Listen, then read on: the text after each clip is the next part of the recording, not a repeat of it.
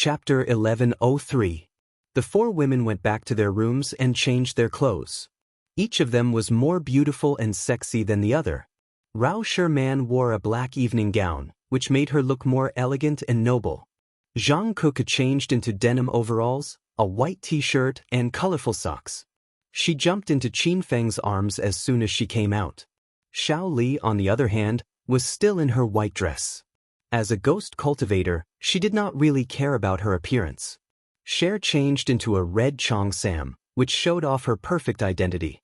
After the four women were dressed, Qin Feng brought them to the restaurant on the third floor. Tom had sent Odin's photo to Qin Feng. Qin Feng walked into the restaurant on the third floor, looked around, and saw Odin sitting at a table under a floor-to-ceiling window. There was another person sitting under the window. It was Song Xiaohu, who was knocked out by Zhang Kuku not long ago. "Big brother Odin, I'm so happy to see you. What movie have you taken recently? Is there a role for an underling? I'm the best at playing the role of an underling." Song Xiaohu knew Odin, but they were just fair-weather friends. Song Xiaohu did not stay idle since he was at the Star Hotel. Celebrities and famous directors could be seen everywhere in the hotel. Song Xiaohu had been wandering around the hotel for the whole day. Whenever he met a big shot, he would have to suck up to them. Odin said indifferently while eating his steak, "I've taken on a Hollywood movie recently.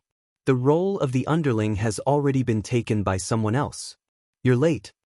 Song Xiaohu was a little disappointed. Then he laughed and said, "Hee hee.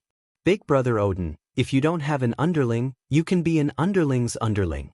There are many young models and actresses from China attending the Oscar Film Festival. I can introduce them to you, big brother." Odin's knife and fork stopped, and he suddenly looked up at Song Xiaohu. "Do you have anything of the highest quality? Why do all the young models you introduced look the same? Do you have any beauties who haven't gone through plastic surgery? I'm not interested if they're of the same level as before." Song Xiaohu had introduced a few Chinese actresses to Odin and tried to matchmake them. That was how he got to know Odin, a Hollywood superstar. Song Xiaohu pondered for a while. Most of the Chinese actresses who attended the Oscar Film Festival were of the same level as before. Most of them had gone through plastic surgery, and most of them had gone through plastic surgery in the same place. "Holy shit! Zheng Shuai, Zhang Kuku, you two are hiding here. I was just looking for you. Are you trying to run away after beating me up? Just wait for me to call the police and arrest you." Song Xiaohu suddenly jumped up. He saw Qin Feng and the four women walking over. Odin was very dissatisfied with Song Xiaohu's reaction. He frowned and turned to look. Odin's eyes lit up, and he didn't even notice that the knife and fork in his hand had fallen to the ground. "Song Xiaohu, do you know those women? Are they all Chinese celebrities?" Odin asked in a low voice. Song Xiaohu was about to call the police, but he was shocked by Odin's words. Song Xiaohu could tell that Odin had taken a fancy to Rao Sherman and the other four beauties. "Brother Odin, 3 of those 4 beauties are celebrities. Do you want me to introduce them to you?" Song Xiaohu reacted quickly. He put aside his conflict with Qin Feng and Zhang Kuku and started to fawn on Odin. Odin was so excited that he couldn't sit still. He nodded repeatedly and said, "Okay, invite them to sit at this table. If I can sleep with all 4 of them tonight, I'll help you fight for a role in a Hollywood movie. You'll be the male lead." Song Xiaohu was so surprised that he almost screamed out loud. That was the male lead of a Hollywood movie. Currently, no one in the Chinese film and television industry could reach that level. "Damned fly, how did you come back to life? Looks like I didn't slap you hard enough last time. This time I'll slap you to death." Zhang Kuku ran over angrily and raised her hand to slap Qin Feng. Song Xiaohu had seen Zhang Kuku's palm strength before. This girl looked slender and tall, but how could she be so strong? "Big Star Kuku, please don't hit me. It's my fault. I'll apologize to you." Song Xiaohu changed his attitude without any warning. He was really shameless in order to become famous. "Kuku, don't mess around." Qin Feng shouted at Zhang Kuku because he was here to talk to Odin. Zhang Kuku obeyed Qin Feng's order. She pouted and ran to Qin Feng's side to complain. "Big brother Zheng Shuai, why didn't you let me hit him? That damned fly is so annoying. Qin Feng patted Zhang Kuku's head and did not explain. He brought the 4 girls to Odin's side and asked, "Are you Odin?" Qin Feng asked casually. Odin looked at Qin Feng from top to bottom. He was displeased when he saw Qin Feng was surrounded by 4 beautiful girls. He thought Qin Feng was here to flatter him like Song Xiaohu, so he glared at Qin Feng disdainfully. "Or you don't stand beside me and get out of here. Are you deaf, Zheng Shuai? Big Brother Odin asked you to get out of here. This is America, Big Brother Odin's country." Song Xiaohu was filled with anger. He started to reprimand Qin Feng with Odin as his backer. Qin Feng initially planned to talk to Odin about the Oscar Golden Deer, but it seemed like there was no need for that now. All he needed to do was to beat the crap out of Odin and force him to hand over the slot. "How dare you yell at Big Brother Zheng Shuai? Do you think I won't knock you out again?" Zhang Kuku was displeased. Song Xiaohu did not bring his bodyguard and secretary with him when he came to Odin. Therefore, he was afraid of Zhang Kuku since he was alone. Odin's gaze fell on Zhang Kuku's slender legs, which were clad in colorful knee socks. Little beauty, don't you know who I am?" Odin was about to use his usual method of picking up girls. As long as he told Qin Feng his name, thousands of girls would fall for him. "Who are you? Why do you look like a gorilla?" Of course, Zhang Kuku knew who Odin was, but she did not give him any face. Who asked this black guy to be so arrogant and rude to Qin Feng? Odin rolled his eyes and almost fainted from anger. As a Hollywood superstar, no one dared to say that he looked like a gorilla.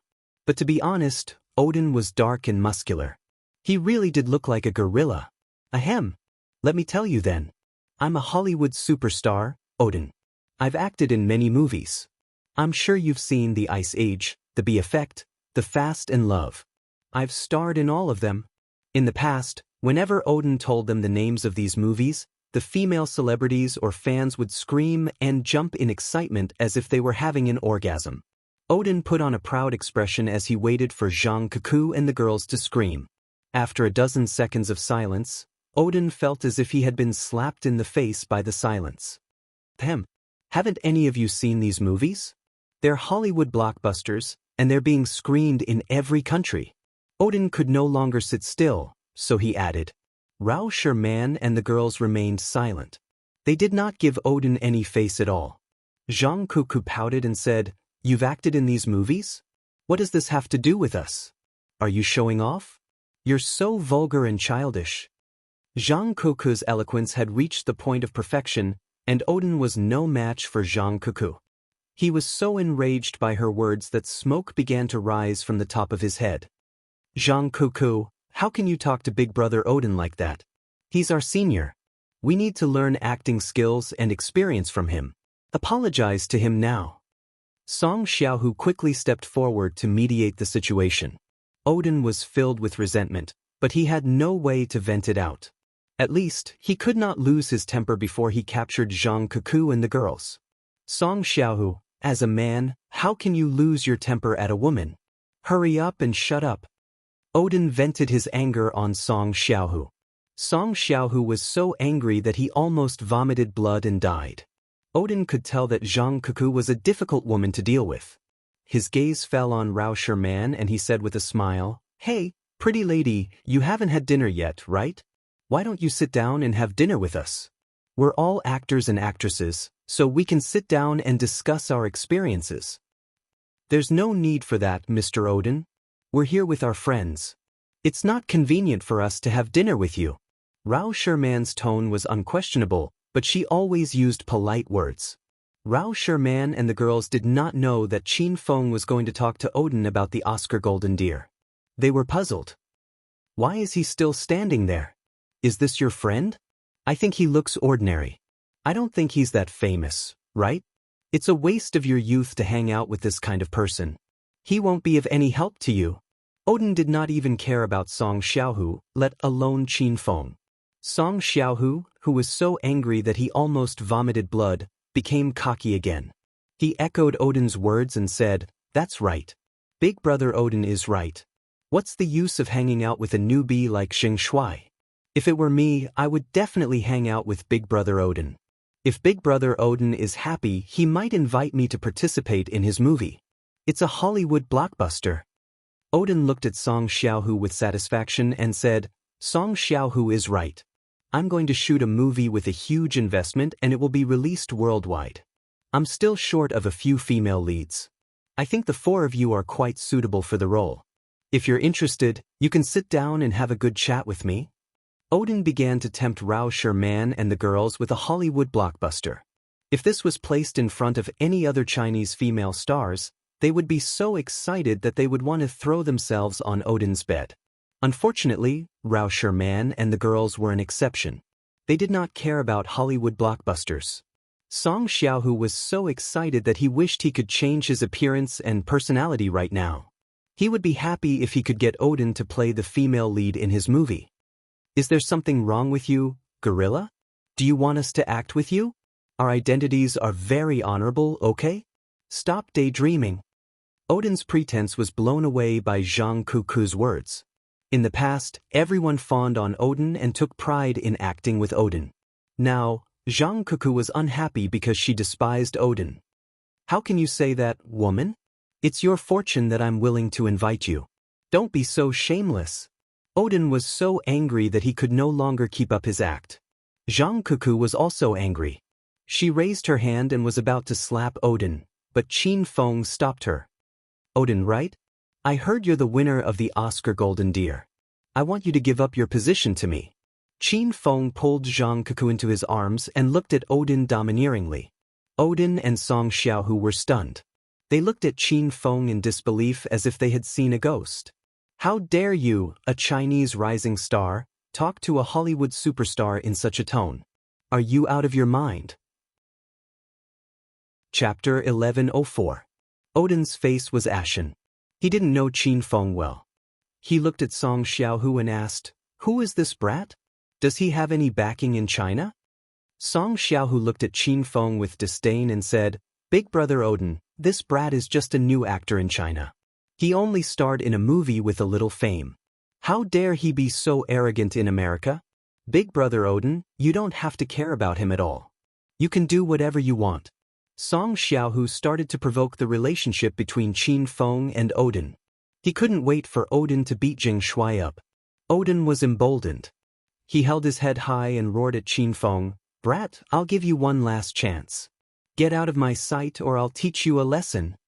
Song Xiaohu suddenly thought of something and quickly added, Oh right, Big Brother Odin, this brat didn't get a room just now. He's not a guest of Star Hotel. Let's call the security guards and kick him out. Odin's eyes lit up.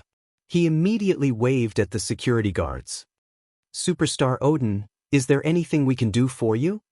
Odin was very famous in America. The two security guards who rushed over knew him. They smiled and fawned on Odin. What kind of work are you guys doing? There are outsiders in the hotel. Hurry up and kick that brat out. Odin pointed at Qin Feng and yelled. The two security guards broke into a cold sweat. This Star Hotel didn't allow outsiders. If the matter got out of hand, the two security guards would be fired. Brat, how dare you sneak into Star Hotel? Hurry up and follow us out. The two security guards didn't even ask Qin Feng anything. They came up to drag Qin Feng out. However, before their hands could touch Qin Feng's body, they were already sent flying. They crashed into a nearby table and flipped it over. Rumble!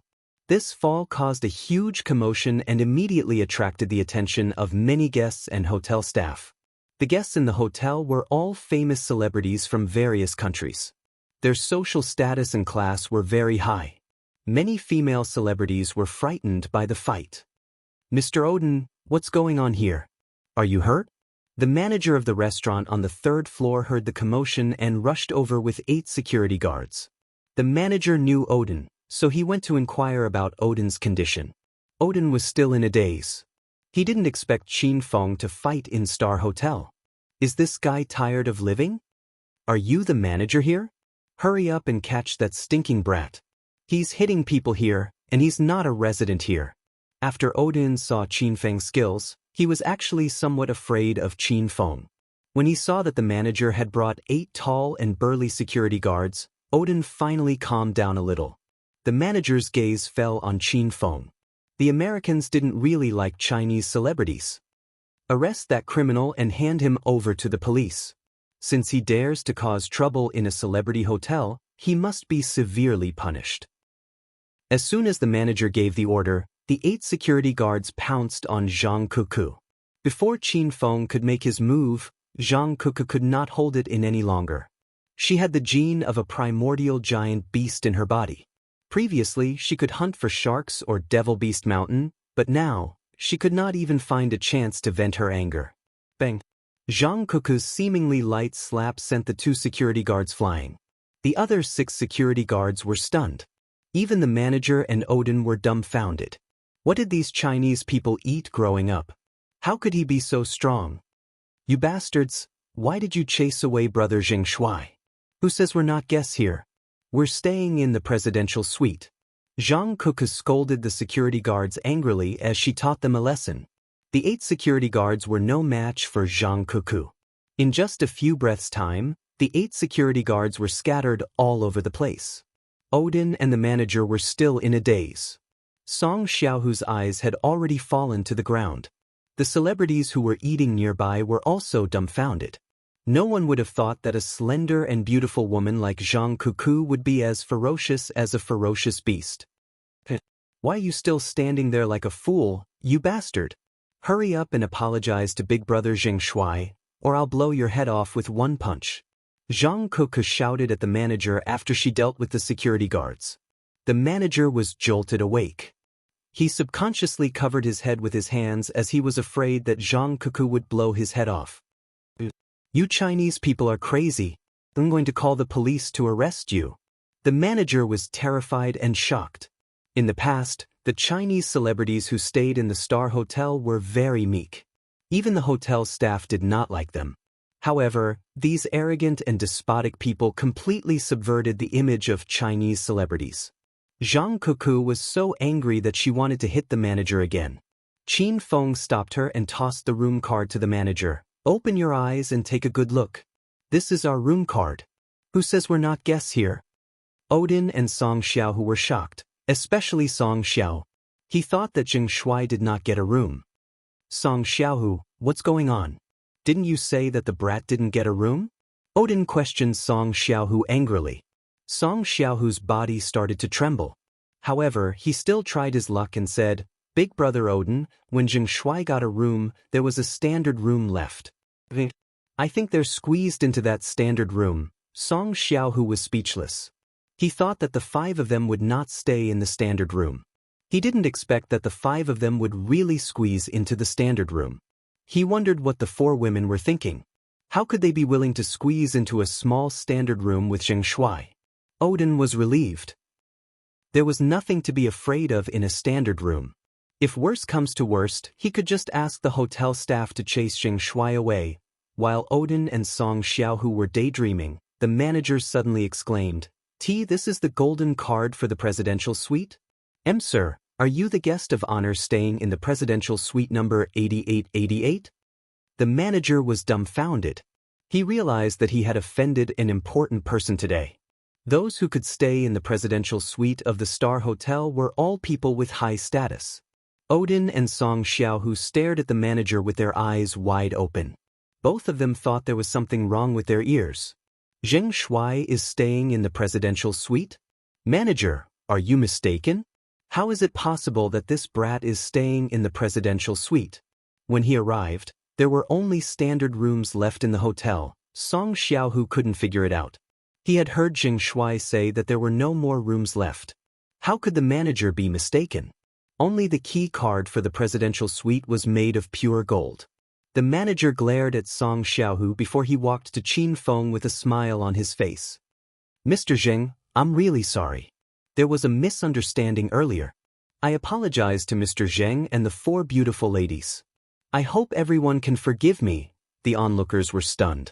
Song Xiaohu and Odin were at a loss.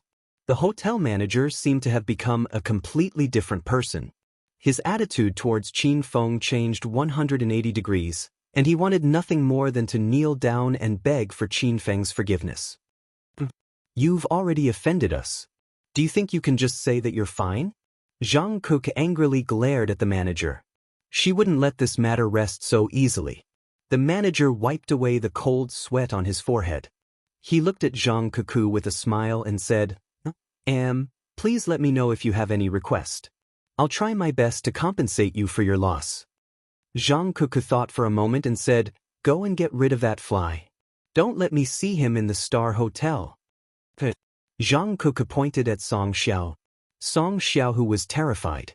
The VIP room he booked was incomparable to Qin Feng's presidential suite. The manager was troubled, but he quickly made up his mind. He yelled at Song Xiaohu with a cold face, "Sir, you've spread a rumor that Mr. Zheng isn't a guest of our hotel. This has caused our hotel to neglect Mr. Zheng. You have to take full responsibility for this matter. Pack your things and leave the Star Hotel now. Otherwise, I'll ask the security to chase you out." The manager's words dumbfounded Song Xiaohu. He had used a lot of connections to get the VIP room, and he had booked it 20 days in advance. "Manager, how can you do this? I'm also a guest of the Star Hotel." Song Xiaohu was displeased. He didn't want to leave the Star Hotel because it was a symbol of his status. Celebrities from various countries stayed in this hotel. "Don't blame me for being merciless since you refuse to cooperate with us." The manager rolled his eyes at Song Xiaohu and immediately said a few words into the microphone by his collar. Not long later, another dozen or so security guards rushed to the third floor. All of them were tall and sturdy men. The scene shocked the customers in the restaurant on the third floor. "Manager, what are you doing? How dare you chase me away by force? I'm going to lodge a complaint against you." The manager didn't seem to hear Song Xiaohu's words. He gave a look to the security guards who rushed over, and a dozen people immediately surrounded Song Xiaohu. They directly lifted him over their heads and forcefully carried him out of the hotel. "But, what are you doing? Put me down. Big Brother Odin, please save me." Song Xiaohu was angry and frightened at the same time. He kept shouting, but no one paid any attention to him. Odin could tell that the manager was determined to side with Zheng Shuai, and he would never offend the manager for Song Xiaohu's sake. After Song Xiaohu was carried away, the third floor regained its peace.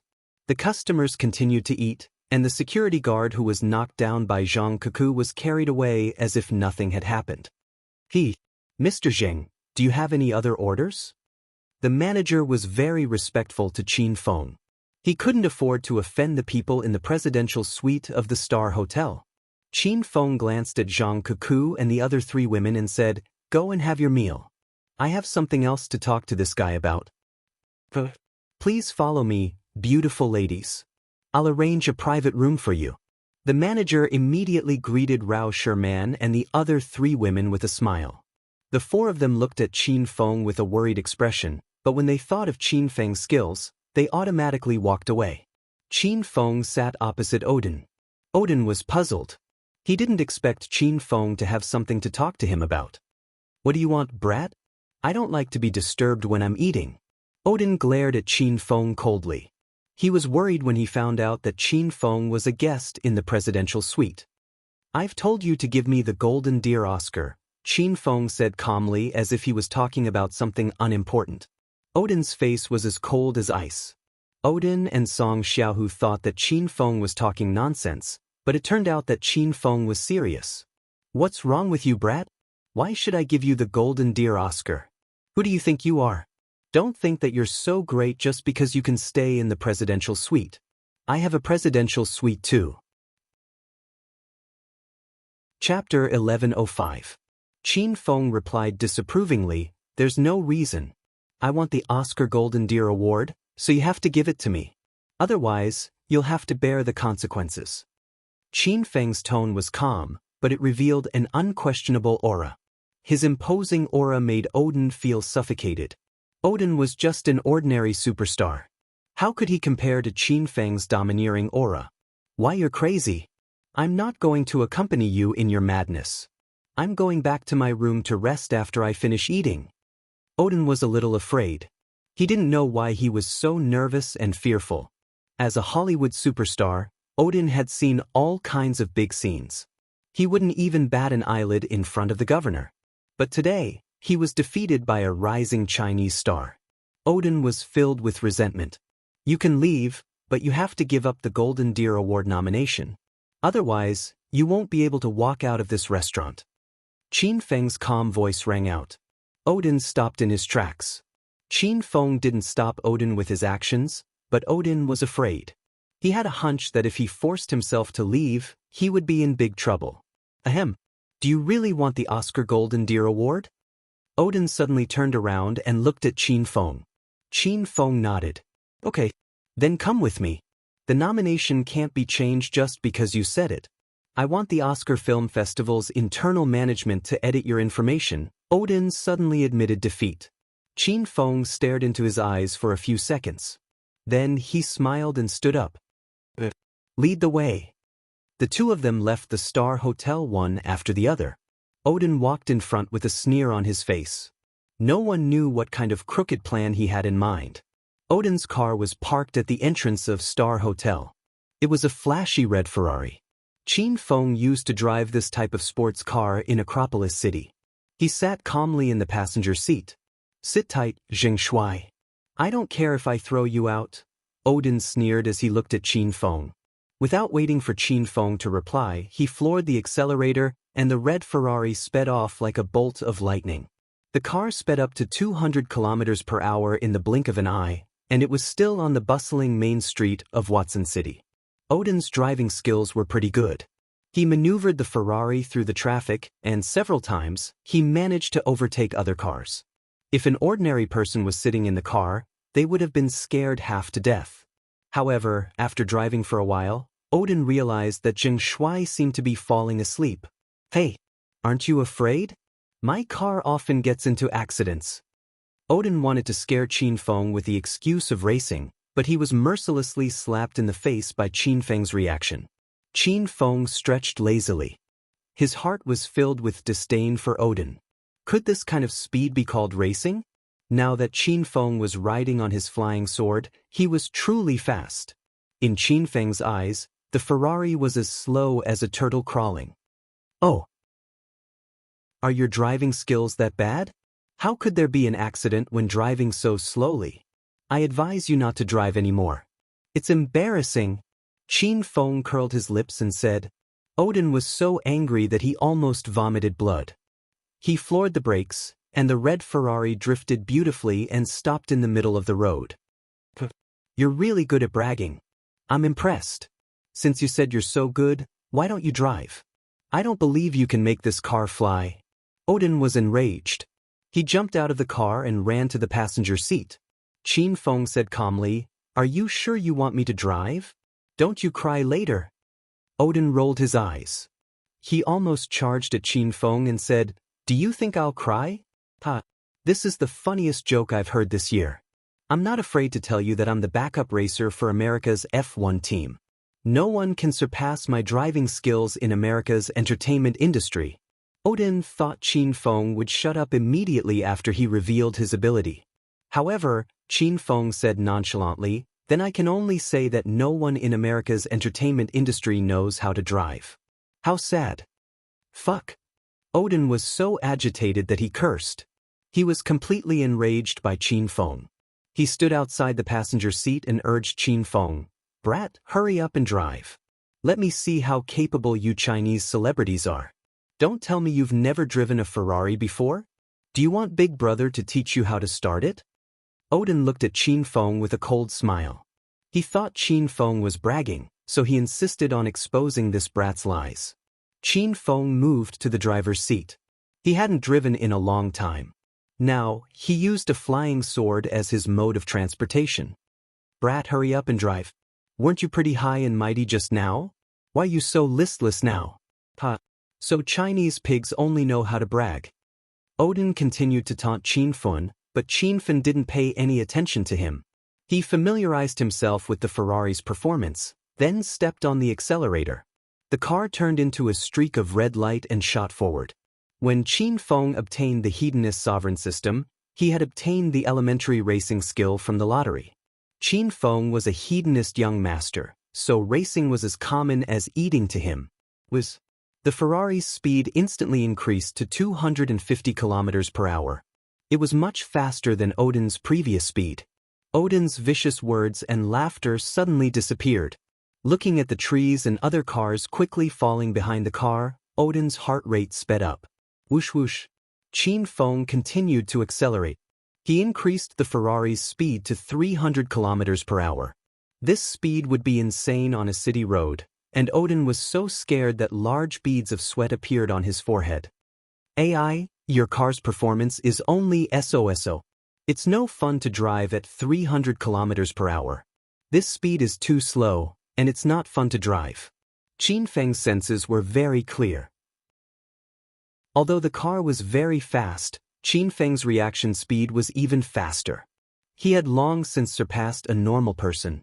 300 kilometers per hour was like the speed of a turtle to Qin Feng. He easily avoided the cars and other obstacles in front of him, but Odin was only a normal person. This speed was difficult for him to accept. After holding back for a long time, Odin couldn't hold back anymore. Tia sent that too fast? Slow down, I can't even see the road clearly. Odin had arrogantly and playfully questioned Qin Feng earlier, but now he was so frightened by Qin Feng's driving skills that his face turned pale. Qin Feng looked at Odin and laughed. That's it? You people from the American entertainment circle really don't know how to drive. When Qin Feng said this, Odin didn't have the confidence to refute. Odin didn't know the situation in China, but after seeing Qin Feng's driving skills, he was shocked. What kind of people were in China? Not only did he have extraordinary strength, but he also drove like it was killing him. I can't go on anymore. Stop the car. It's the most congested street in front. If you continue to drive so fast, you'll definitely get into trouble. Odin shouted in fright when he saw the car enter the main street. Qin Feng, however, was indifferent. He thought the car was too slow, so he used his mind to summon his flying sword. A pink light flashed and disappeared without attracting anyone's attention. The starry sky flying sword landed on the Ferrari's chassis and started to accelerate. The speeding Ferrari suddenly accelerated. It was as if it was going to break through the sky. Odin was so shocked that his eyeballs fell out of their sockets. I've seen a ghost, I've really seen a ghost. Just how fast is this car going? Why do I feel like I'm going to fly? Odin was very familiar with his Ferrari. At most, it would reach 320 kilometers per hour. But now, it was so fast that it was dazzling. It was at least 400 kilometers per hour. Odin couldn't see his surroundings clearly. His hair was messed up by the strong wind, and tears were about to come out of his eyes. Stop the car. Hurry up and stop the car. If you want to die, I'm not going to accompany you. You're a fucking lunatic. Odin kept screaming, as if he was in extreme shock. Qin Feng couldn't be bothered to look at Odin. How capable was this brat in front of him? He was scared silly at such a fast speed? Qin Feng snorted in disdain. The flying sword sped up again. This time, the Ferrari really flew. All four wheels were in the air, and it flew along the ground at high speed. Strong winds rose in all directions. Wherever the Ferrari went, there was a gust of wind. There were many cars on the street, and some of them swayed from the strong winds. Even more cars stopped on the road. Then they saw a red shadow flash by. Many people were so shocked that they took out their phones to take pictures. Qin Feng shook his head. This speed was only 1/3 of the galactic flying sword speed. After all, the flying sword had to drag the Ferrari. This was a bit overloaded. Qin Feng felt that it was very strenuous when he used his mind to control it. Odin was already silent. He had fainted from fright. He was so scared that he peed his pants. The bottom of his pants was wet. He fainted just like that? So Qin Feng complained to Odin. If Odin could hear him, he would definitely be angered to death. Qin Feng had already put away the flying sword. The Ferrari landed on the ground. Finally, it did a beautiful drift and stopped on the side of the road. Stop, hurry and stop the car. I'm going to die. I don't want to die. The car had just stopped when Odin suddenly woke up. He still remembered the time when the car was flying at high speed. After waking up, he madly ran out of the car. Brat, where did you go? The car has stopped. Qin Feng yelled at Odin. Odin finally woke up. He almost abandoned the car and ran back to the hotel. After a while, Odin finally calmed down. He sat in the driver's seat without saying a word. When he thought about how he bragged about his driving skills to Qin Feng, Odin felt as if his face had swollen from an invisible slap. Odin had peed on the passenger seat. Qin Feng leaped to the back seat. "All right, take me to the person in charge of the Oscar Film Festival. Get me the Golden Deer Award." Qin Feng thought about proper business. Odin didn't say a word. He started the car and maintained the speed at 40 kilometers per hour. He was so scared that he didn't dare to speed up anymore. Odin had forcefully turned the Ferrari into a minivan. Qin Feng sat in the back seat and laughed inwardly.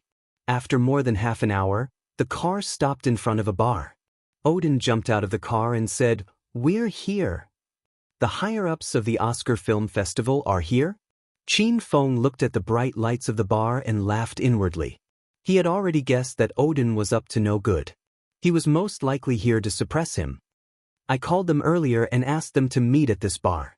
Now that it's outside of work, the bar is more lively." Odin casually made up an excuse. Qin Feng didn't expose Odin. According to Tom, Odin had a special identity and a powerful backer. It was unrealistic to expect someone like him to give up the Golden Deer Award. Since Qin Feng had nothing better to do, he might as well teach this brat a lesson. This way, Odin would listen to him. The two of them walked into the bar one after another. The bars in America were very different from those in China. The environment here was more lively and unrestrained, and there were countless hidden entertainment programs. Chapter 1106. "Mr. Odin, I brought a new friend with me tonight." Odin was a regular customer of this bar. A waiter greeted him as soon as he entered the bar. Odin tossed $100 into the waiter's tray. "Is my usual seat empty? Send 2 bottles of whiskey over." "Okay, Mr. Odin. Please wait a moment." The waiter left. Odin walked to the bar counter beside the stage and sat down. Then he started to admire the black beauty on the stage. Qin Feng sat at the side and looked around.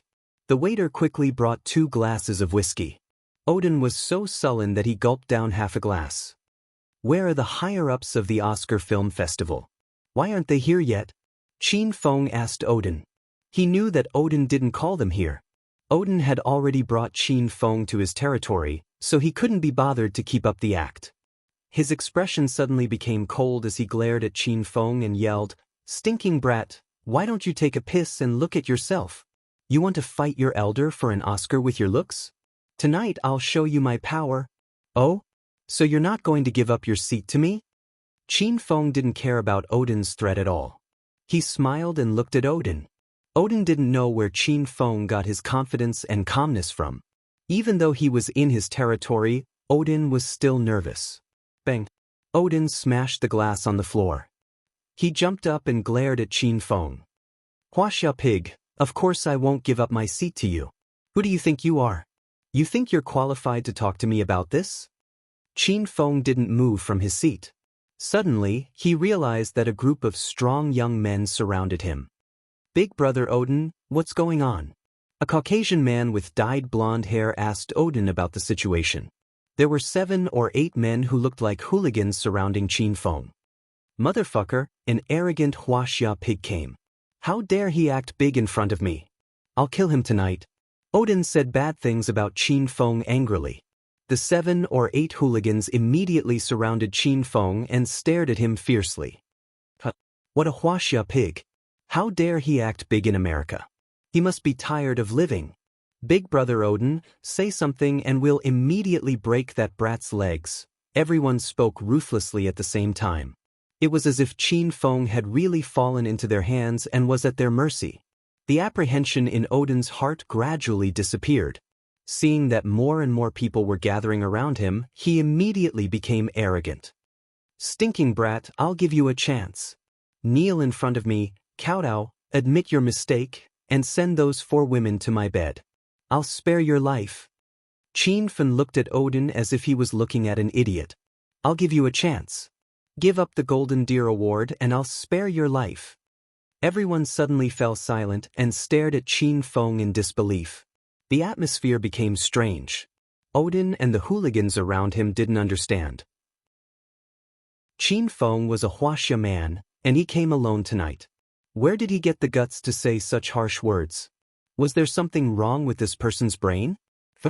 You dare order Odin to do something? I'll kill you first. The yellow-haired man who came first had a fiery temper. He cursed and swung his fist at Qin Feng. Just as his fist was about to touch the tip of Qin Feng's nose, the yellow-haired man let out a blood-curdling scream. He was sent flying and crashed into the table opposite him. This kick stunned everyone. Odin's eyes almost popped out of their sockets. Earlier at the Superstar Hotel, Odin had discovered that Zhang Ke was extraordinarily strong. This Qin Feng's strength was also terrifying. Could it be that all Huaxia people were born with the strength of bulls? How dare you flip over our bar counter? You're seeking death. Before the hooligans around Qin Feng could settle the matter, the people at the opposite table were enraged and surrounded Qin Feng. Now, the crowd had increased to more than 10 people. There were black and white people, and all of them were about 1.8 meters tall. Some of them had bulging muscles, and they looked terrifying. Bang! Someone casually picked up an empty wine bottle and smashed it at Qin Feng's head. In the end, the wine bottle shattered and landed on the hooligan's head. Qin Feng leaped and landed in the middle of the crowd. His fist struck like lightning, and his footwork was profound. The dozen people surrounding him couldn't hurt him at all. Bang! Bang! Bang! Bang! Muffled sounds rang out incessantly. In just a few breaths' time, the row of people that charged at Qin Feng were all sent flying. Some of them landed in the aisle, some knocked over other people's tables, and some were sent flying to the pole dance platform by Qin Feng. Everyone in the bar gasped in surprise. The bar was already crowded and noisy. Now it was a complete mess. Odin was dumbfounded. He didn't expect Qin Feng to be so skillful. Was this Chinese kung fu? Odin, you've disappointed me. Looks like I'll have to teach you a lesson before you're willing to give up the Golden Deer Award. After Qin Feng sent the dozen hooligans flying, he didn't even look at them. It was as if he had just swatted away a dozen flies. Odin looked at Qin Feng, who was approaching him step by step. He trembled in fear and stuttered, "Don't come over here. This is the Mafia's base. If you dare to cause trouble here, don't think of leaving alive tonight."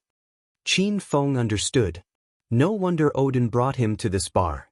It was the Mafia's bar. However, Qin Feng wasn't afraid at all. Instead, he smiled when he heard the Mafia's name. Last time, when he was filming here, Qin Feng offended the Mafia because he rescued Han Ying. Later, he and the Chinese Association's chairman, Yu Qin, killed their base and destroyed their biggest base by themselves. Qin Feng had only been gone for half a month, and he didn't expect the Mafia to rebuild itself. However, Qin Feng didn't mind destroying them again. "Odin, what's going on here?" At this time, another group of people rushed over. These people were holding baseball bats or steel rods, and all of them had sinister expressions. Someone actually dared to cause trouble in the Mafia's bar? Odin hurriedly pointed at Qin Feng and yelled, "Hill, it's that brat causing trouble in the bar. He's already knocked out a few of our brothers. Everyone hurry up and capture that brat. I'm going to skin him alive." Odin was a super chameleon. Earlier, when he saw Qin Feng send the yellow-haired man flying, he was already afraid. Now that new reinforcements arrived, he started to clamor again. Bang! This time, before Hill and the others could act, Qin Feng had already turned into a black shadow and disappeared. There was another muffled sound. The surrounding crowd didn't even see clearly what was going on. The dozen or so brothers that Hill brought were already lying on the ground in disorder. Odin froze in place and couldn't come back to his senses. He was really scared silly. How was this Qin Feng human? He was practically a demon. "How many more brothers do you have? Call them out. I'll take care of them all at once." After Qin Feng put everyone down, he clapped his hands and looked at Odin as if nothing had happened. Odin couldn't even speak. How could he still have the mood to call others? He finally understood that he had provoked a very powerful expert. "What? You don't have anyone to call? Then hurry up and give up the Golden Deer position. My patience is limited." Qin Feng smiled as he walked to Odin's side. In Odin's eyes, that smile was even more terrifying than the devil's. Odin had completely fallen into Qin Feng's hands today. He was already covered in cold sweat from fear. His body trembled as he was about to agree to Qin Feng's request. However, at this moment, a gunshot rang out, and the entire bar was instantly thrown into chaos. Bang. Motherfucker. Who dares to cause trouble in my territory? I'll blow your head off with one shot. Another group of people rushed over. This group of people was even more arrogant. The man walking at the very front carried a submachine gun, scaring all the customers in the bar into an uproar. Crazy, crazy. Someone's going to die here. Don't kill me, don't kill me. The mafia is fighting. Everyone run for your lives. Screams rang out everywhere. Men and women hunched their bodies and ran outside. The man carrying the submachine gun and wearing a leather jacket didn't stop everyone. With a cigarette butt in his mouth, he stared arrogantly at Qin Feng. The originally noisy and bustling bar was emptied in minutes. The atmosphere was oppressive and heavy. Odin finally came to his senses. He hurriedly ran to the man in the leather jacket and immediately became arrogant again. "Oong, you came at the right time. That Chinese pig dares to cause trouble in our territory. Quickly blow his head off with one shot." Odin was really driven mad by Qin Feng. Now he was yelling and shouting like a mad dog. He couldn't wait for Qin Feng to die immediately. Oong patted Odin's shoulder and said with a cold smile, "Brother Odin, don't worry. Now that this place is surrounded by my people, this Chinese pig won't be able to escape tonight. It'll be too easy for him if we shoot him. We'll keep his life and slowly torture him. We'll make him wish he was dead." Odin's eyes lit up, and he immediately became excited. Yes, let's not rush to kill that brat. Since he dared to offend me, I'll make him regret it. Oong brought more than 20 men with him, and all of them had guns in their hands. With more than 20 guns, Odin completely didn't care about Qin Feng. He knew that Qin Feng was very skilled, but no matter how skilled he was, could he withstand bullets? Jing Shui, weren't you very arrogant just now? Try moving again if you have the guts. This is the mafia's base. You don't know the difference between life and death, brat. Tonight, even Allah can't save you. Odin wanted to hide far away from Qin Feng. Now, he took the initiative to run in front of Qin Feng and hooted, "You still dare to glare at me? Quickly kneel and kowtow to admit your mistake. Do you believe that I won't blow your head off with one shot?" Odin had already gotten a gun from Ang's men. He pointed it at Qin Feng's forehead and revealed a complacent and playful smile. Oong and the others didn't say anything. They all looked at Qin Feng with sloppy smiles. In their eyes, Qin Feng was just a lamb waiting to be slaughtered. "What do you mean by this? Are you going to go back on your word again?" Qin Feng's expression didn't change even when Odin's gun was pointed at him. Odin was very unhappy.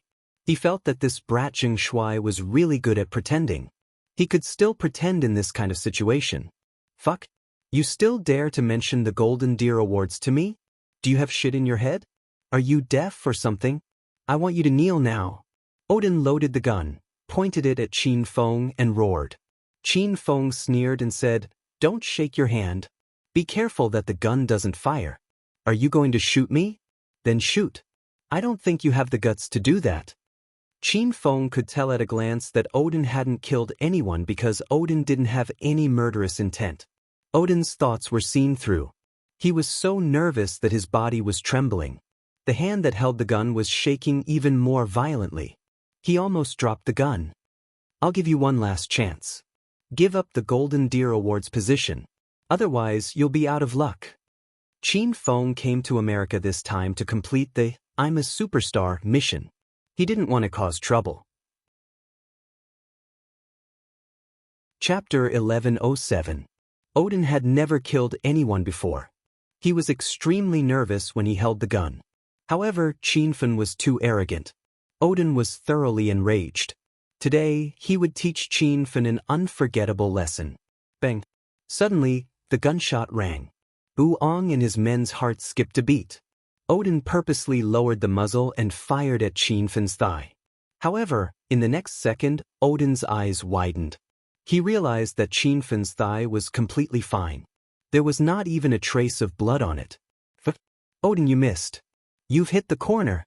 Bu Ong was the first to come to his senses. He saw the bullet buried in the corner behind Qin Fen. Odin thought he missed. After all, it was his first time shooting someone. Odin aimed at Qin Fen again and fired again. Bang! Qin Fen seemed to be standing still, but he had already moved. It was just that his speed was too fast and the range of his movement was too small. He did not attract anyone's attention. Odin did not need Bu Ang's reminder. He cursed, "Fuck. There's something wrong with this gun. The deviation is too big. I don't believe that I can't hit a living person." Odin gritted his teeth. He realized that he could not hit Qin Fen even with his gun. This was a slap to his face. Bang, bang, bang, bang. Odin fired another 4 shots in a row. The pistol's bullets were all used up by Odin in one go. After firing 4 shots in a row, Odin thought that he would be able to hit at least once. The bar fell into a dead silence. Odin stared at Qin Fen, who was unscathed. Bu Ong and his men were dumbstruck. Odin's marksmanship was too fucking embarrassing. Odin, step aside. I'll teach you how to aim and kill. Bu Ong felt embarrassed. He took a step forward and aimed at Qin Fen. Bang! The gunshot rang out. Bu Ong was an expert in using guns. Odin and his underlings were full of confidence when they saw him. They were waiting for Qin Fen to be shot. But in the next moment, everyone was stunned. Qin Fen was still safe and sound, and Bu Ang's gun missed its target. Now, everyone felt that something was wrong. It was understandable that Odin missed, but how could Bu Ong miss? At such a close range, the probability of missing the target was almost 0. Damn it, what's going on? This brat is a little strange. Bu Ong let out a strange cry. He had already discovered the problem. It wasn't that the bullet missed its target. Qin Fen must have done something to it. Brother Bu Ong, let the brothers fire together. I don't believe we can't kill him. Odin's patience had completely run out. Earlier, he had been afraid of killing people, but now, he wanted nothing more than to beat Qin Fen into a hornet's nest. As the boss of the mafia's new base, Bu Ong was furious that he had lost face in front of his underlings. He immediately roared, "Everyone fire!" Bang bang bang bang. As soon as the order was given, gunshots rang out in the bar. The marble bar counter and the wine bottles on the table all clanked. Then, a strange scene appeared. There seemed to be an invisible air barrier in front of Qin Fen, and all the bullets that were about to hit him stopped beside him. Dozens of bullets floated in the air, as if they were special effects. Holy shit! This Huaxia pig knows sorcery. Boss, what should we do? There's something wrong with this brat. Everyone was stunned by the scene in front of them. They had never seen such a strange scene in their lives. Qin Fen was now an expert at the peak of Stage 9 inner chi.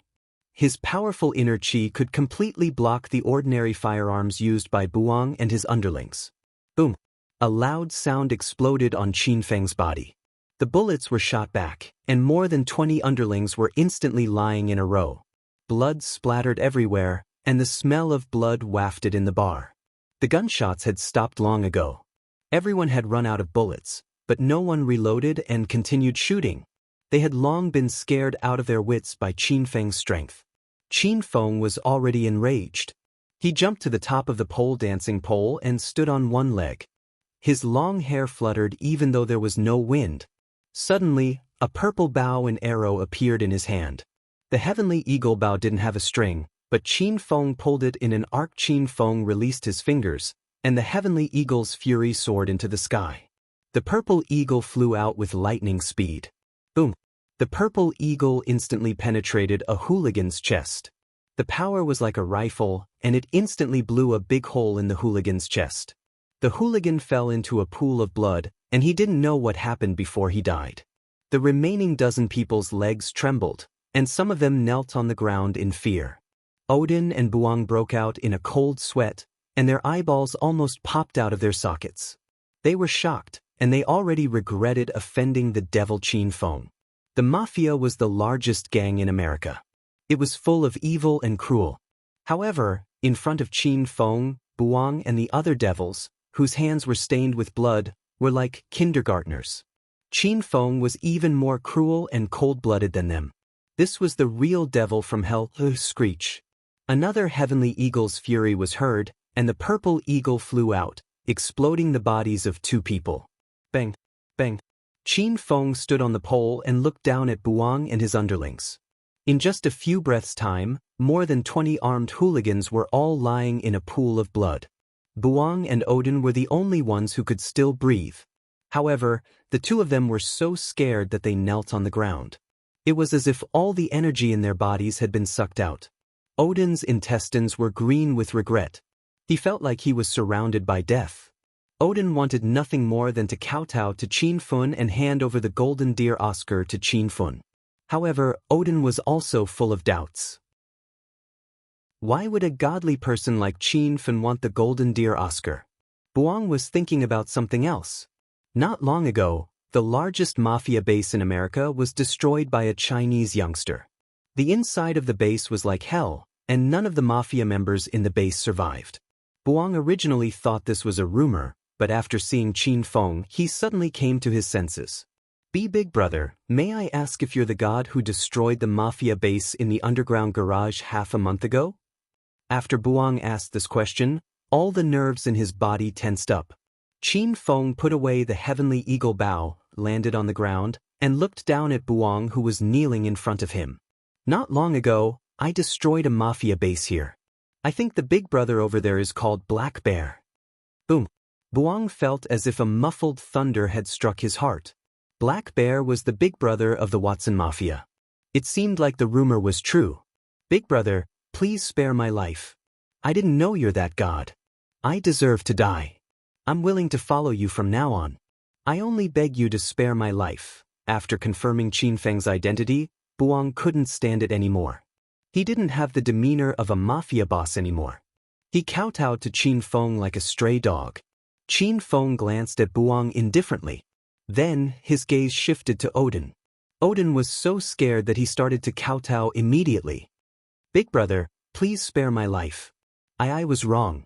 I'm willing to give up the Golden Deer Award to you. Buang didn't understand what Odin was saying at all. Buang wanted to jump up and stomp on Odin. Why did you mention the Golden Deer Award at this time? What the hell is that? You're willing to give up your position?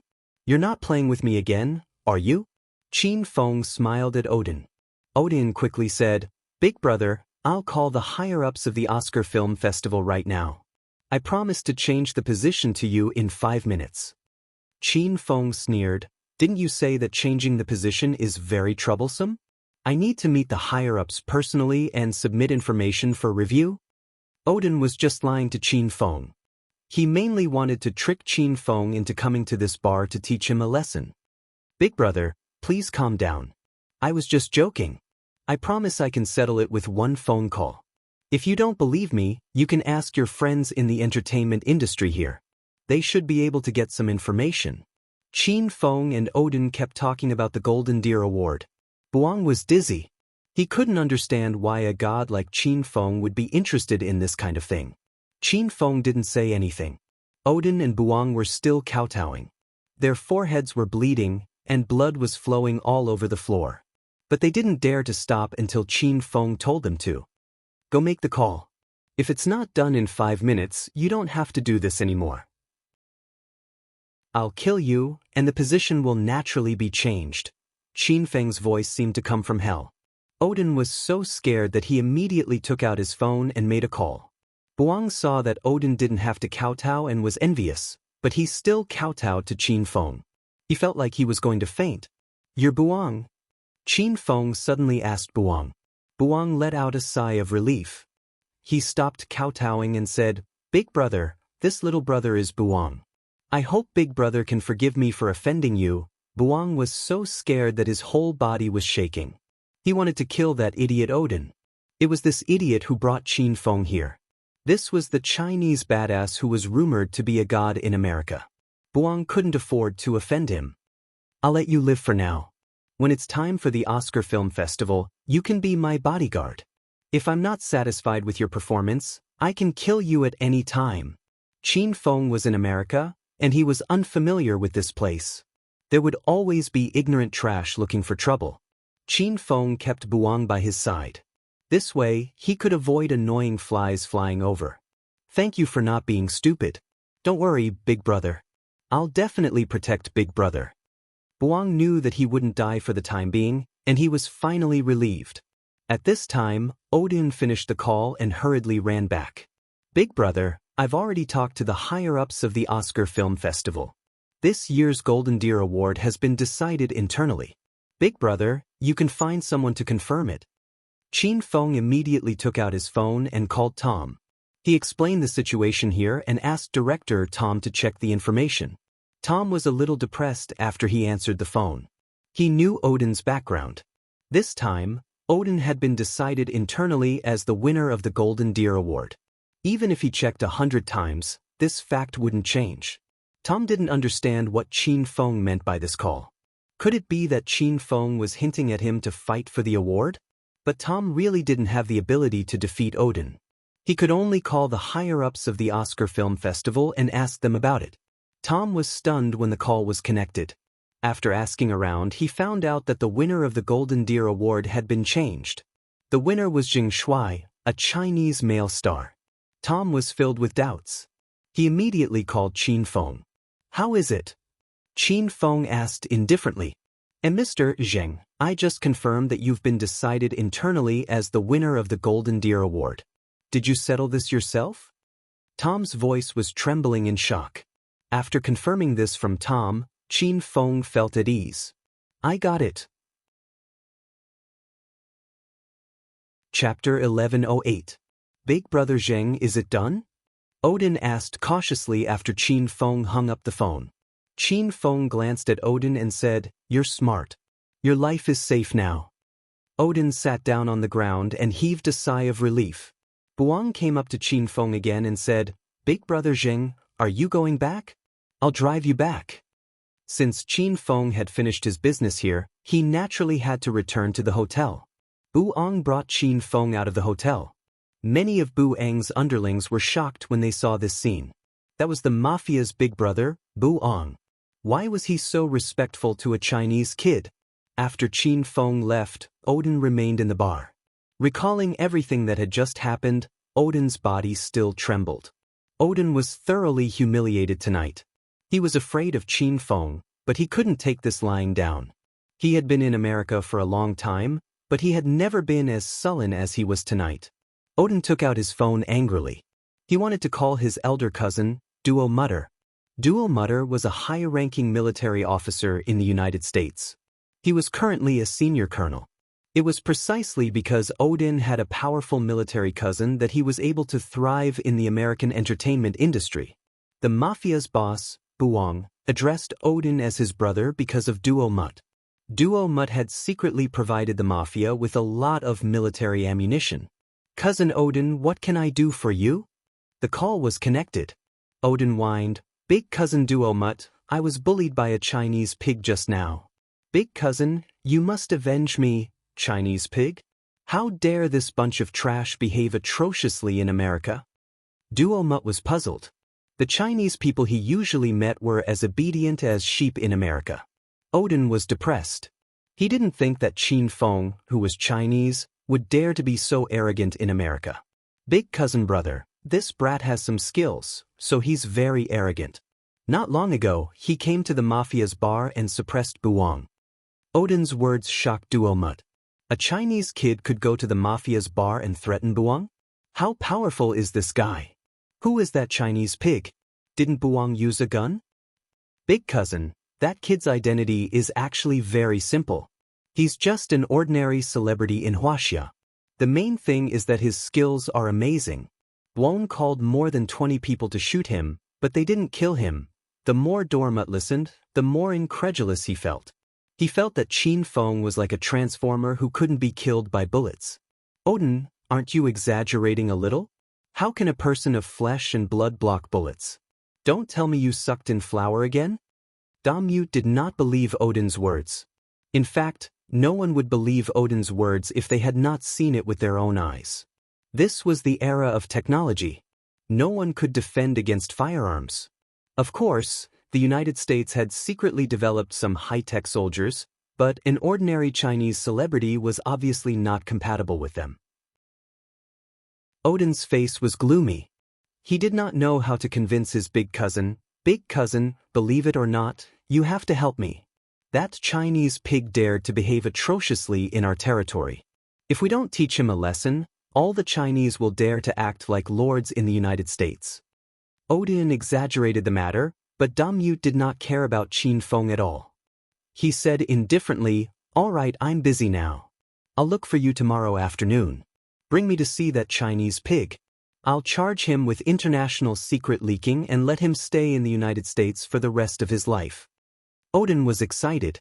He believed that with his big cousin's position in the military, it would be a piece of cake for him to capture Qin Feng.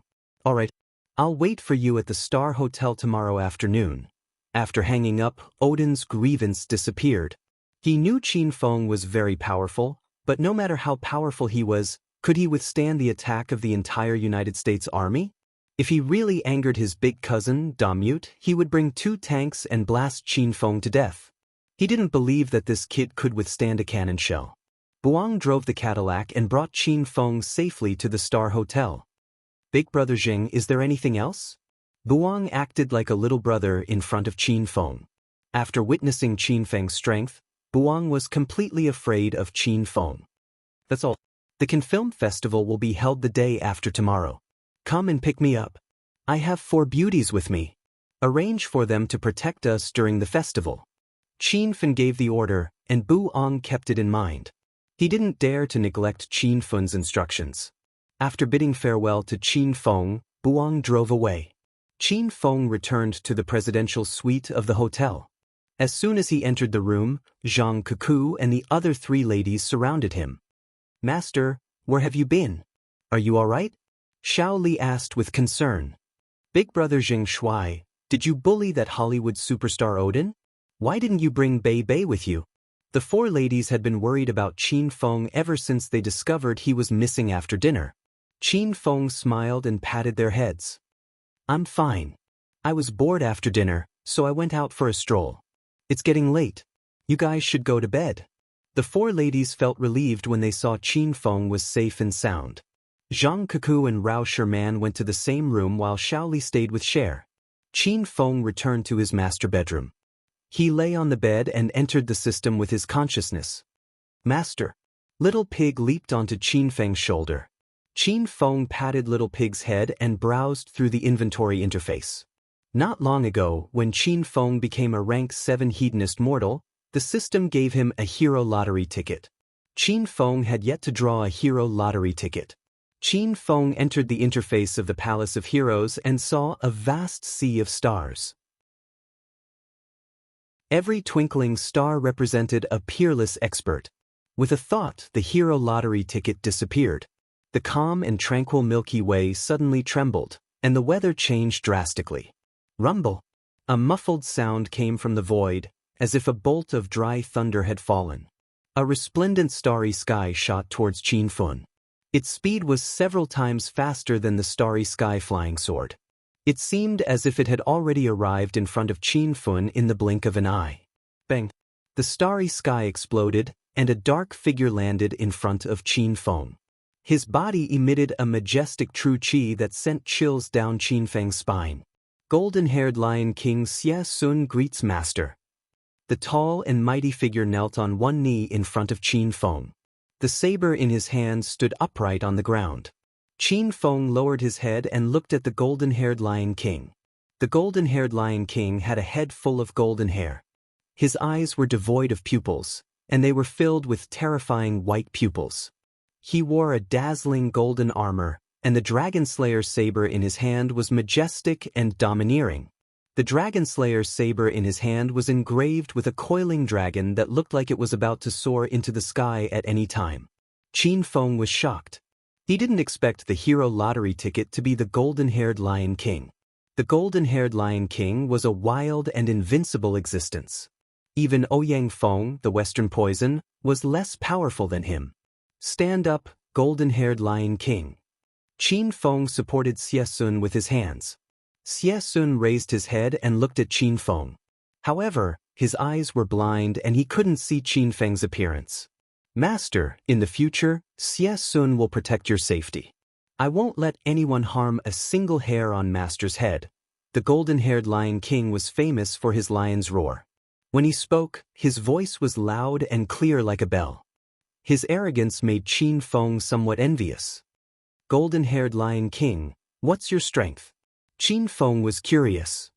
Master, this little brother is untalented. I just stepped into the 4th level of True Qi stage. The corner of Qin Feng's mouth twitched. He was once again sure that the hedonist sovereign system was a pretentious system. The heroes that came out of it were all pretentious. The most powerful opponent Qin Feng had met so far was only at the 1st level of True Qi. Moreover, the difference in strength between those at the 1st level of True Qi was very large. That divine dragon and Ling Tianhai were both at the 1st level of True Qi, but Qin Feng felt that divine dragon was much more powerful than Ling Tianhai. The golden-haired Lion King was actually an expert at the 4th level of True Qi. Qin Feng didn't dare to imagine how powerful the golden-haired Lion King would be if he went all out. Very good. Golden-haired Lion King, is this Dragon Slayer saber the real deal? What grade of spiritual weapon is this? Qin Feng's gaze fell on the Dragon Slayer saber. This saber was as famous as the Heavenly Sword. The Heavenly Sword and the Dragon Slayer were two peerless treasures. Rumble. The golden-haired Lion King casually swung the Dragon Slayer saber in his hand. A gust of wind rose from all directions.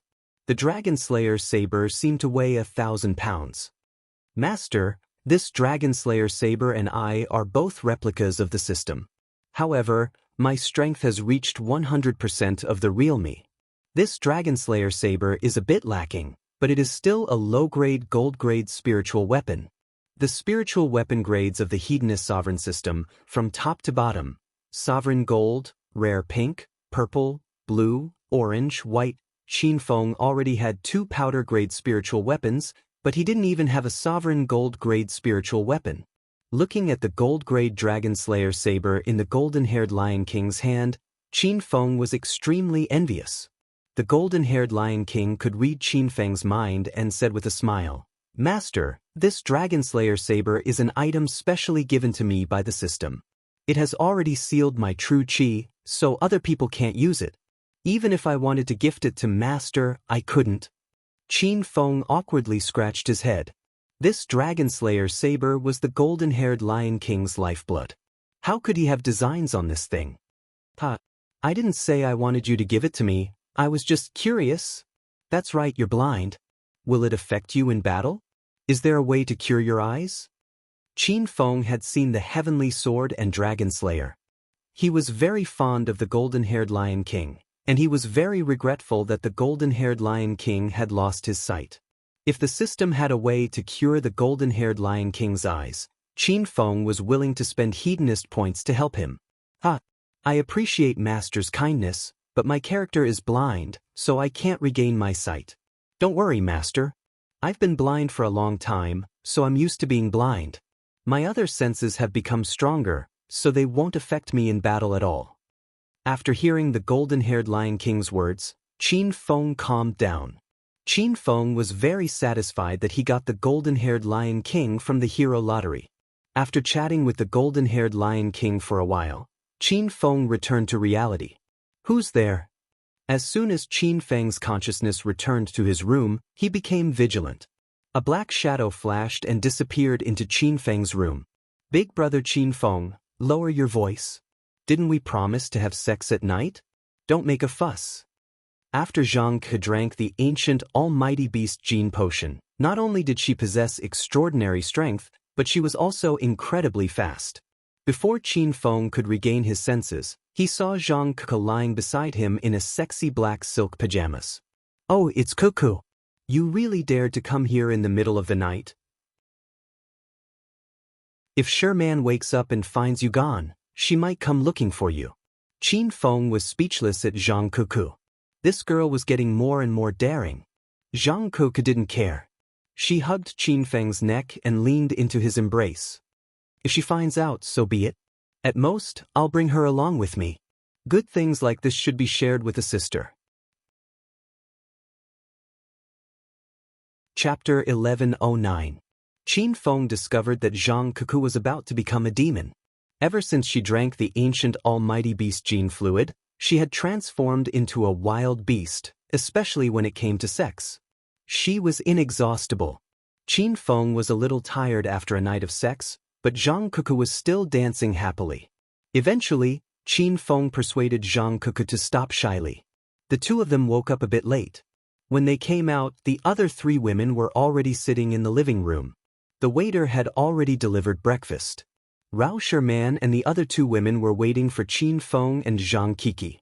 "Master, you're awake." "Cuckoo, where did you go last night? Why did you come out from Qin Feng's room so early in the morning?"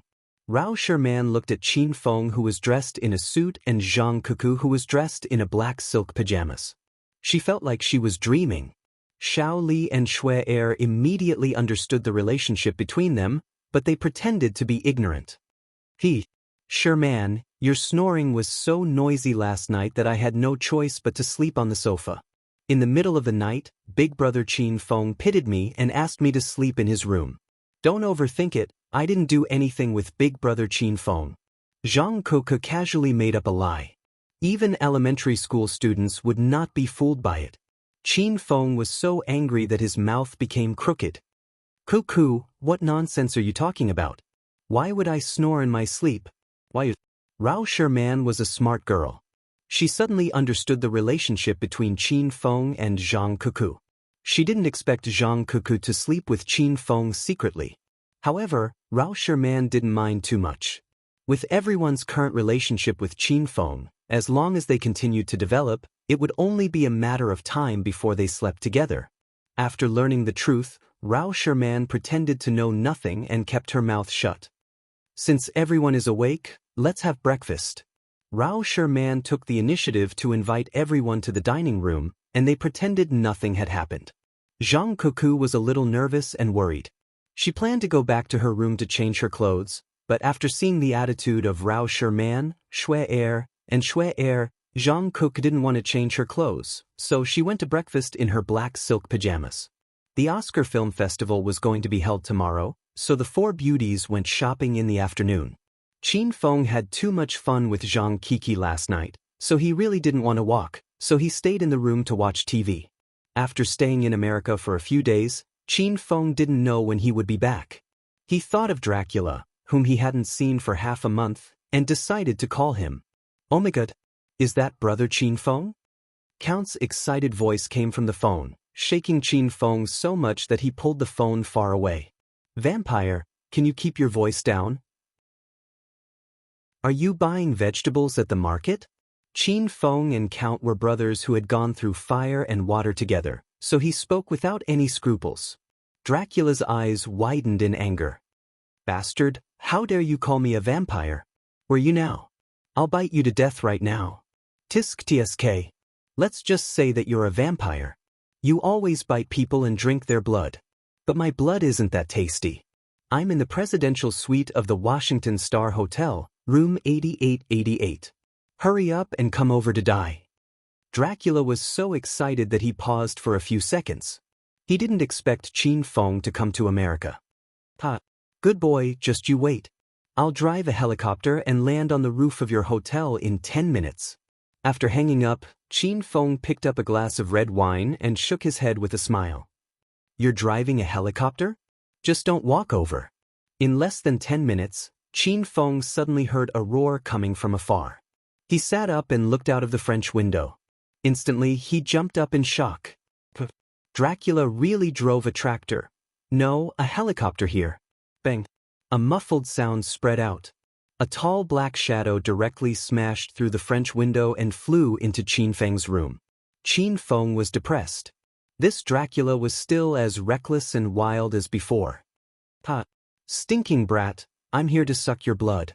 Don't tell me you've pissed your pants?" Dracula stood beside the French window. He was dressed in a handsome military uniform. His name badge was filled with stars, and the badge on his chest was decorated with various military ranks.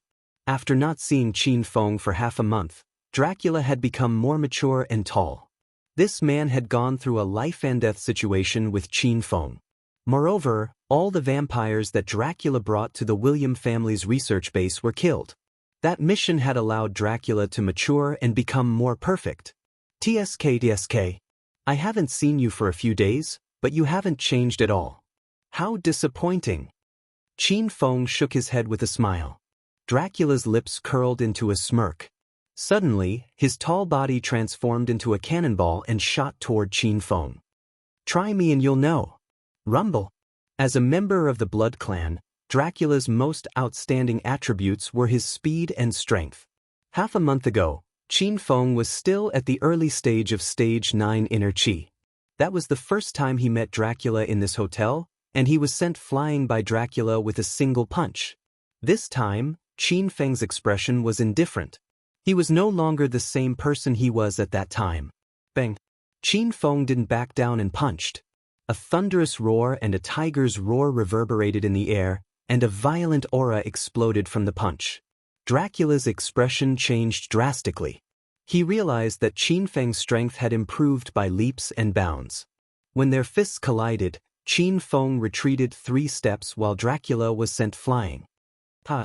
Bro Qin Feng, you're really powerful.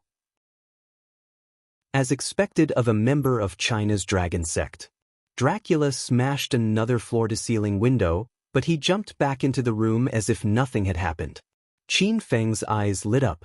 He realized that Dracula's strength had also improved. With Qin Feng's cultivation base at the peak of Stage 9 Inner Qi, not many people could send him retreating 3 steps with a single punch. Bro Dracula, you're pretty good too. Come, sit down and have a drink. After sparring with Dracula, Qin Feng and Dracula hugged each other and patted each other's back. Then they sat down and chatted. Bro Qin Feng, you left in such a hurry that day. I've applied for a merit for you. You're now a Major General Qin Feng of the U.S. military. Even though you don't have the authority to deploy troops, you can enjoy all the other privileges a Major General has. Qin Feng had made a great contribution to the U.S. when he joined forces with the vampires to destroy the William family's plan. Qin Feng didn't expect that he would become a Major General of the U.S. military. Thank you, Bro Dracula, for applying for a merit for me. It seems like Bro Dracula has also been promoted. Qin Feng said with a smile. Dracula said proudly, I've indeed been promoted. I'm now a 5-star general, but I'm still far behind you. You're the youngest Major General in the U.S., and you're a fucking Chinese. Dracula felt gloomy every time he thought about this. However, he was really proud of Qin Feng. Qin Feng was also shocked. A 22-year-old Major General? What kind of concept was that? Not only the U.S., but even China and other countries didn't have such a young Major General. Qin Feng and Dracula chatted happily. At the same time, a man in a military uniform swaggered into the Superstar Hotel. The hotel manager immediately went up to him and fawned over him as if he had seen his own father. Io! Senior Colonel Damith is here. Your presence brings light to our humble Superstar Hotel.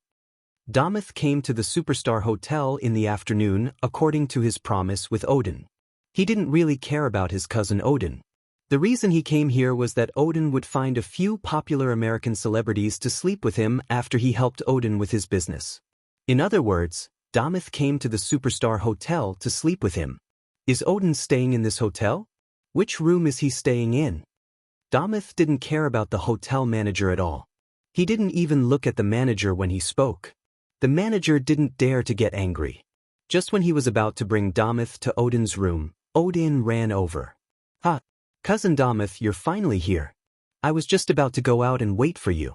You're already here. Since Odin was here, the manager didn't need to entertain Damith because his rank wasn't high enough. Alright, enough with the pleasantries.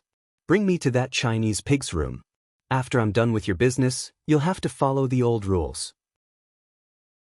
Damith and Odin were well aware of the situation.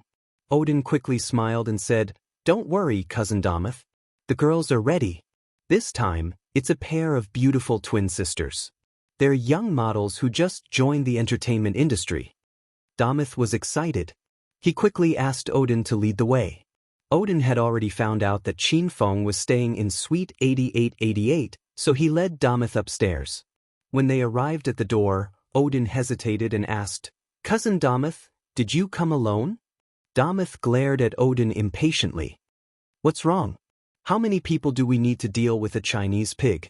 Do you think I can't handle it?" Odin quickly smiled and said, "Cousin Damith, please don't misunderstand. With your status as a colonel, a Chinese pig is nothing. It's just that this pig is very skilled. I'm afraid we'll be at a disadvantage if we go in. Why don't we call more people and bring a few machine guns? If that brat dares to resist, we'll just shoot him to death. Then, we'll just charge him with a crime and solve the problem."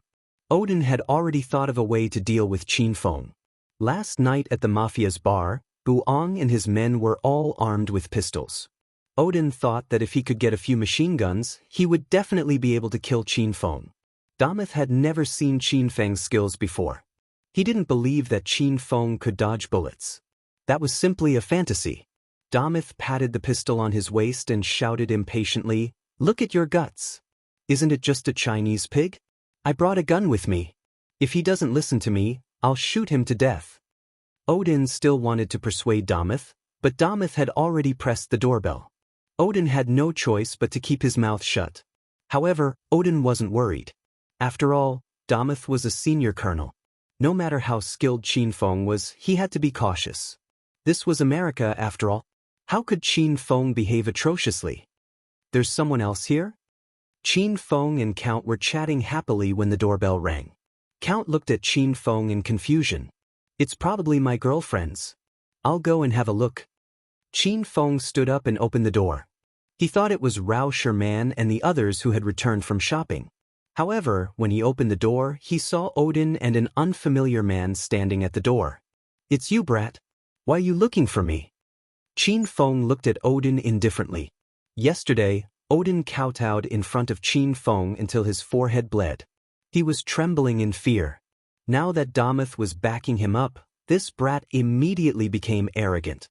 "Zheng, you're done for today. I'll call my cousin over to teach you a lesson. Do you know who my cousin is? He's a senior colonel of the U.S. military.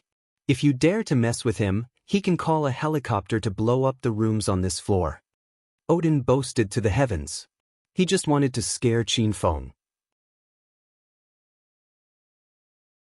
Chapter 11:10. "Cousin Odin, is this the Huaxia pig you were talking about?" Duo Mute looked at Qin Feng coldly. His eyes were filled with disdain. Qin Feng now had the appearance of Zheng Shuai. He was ugly, and he didn't have any special temperament.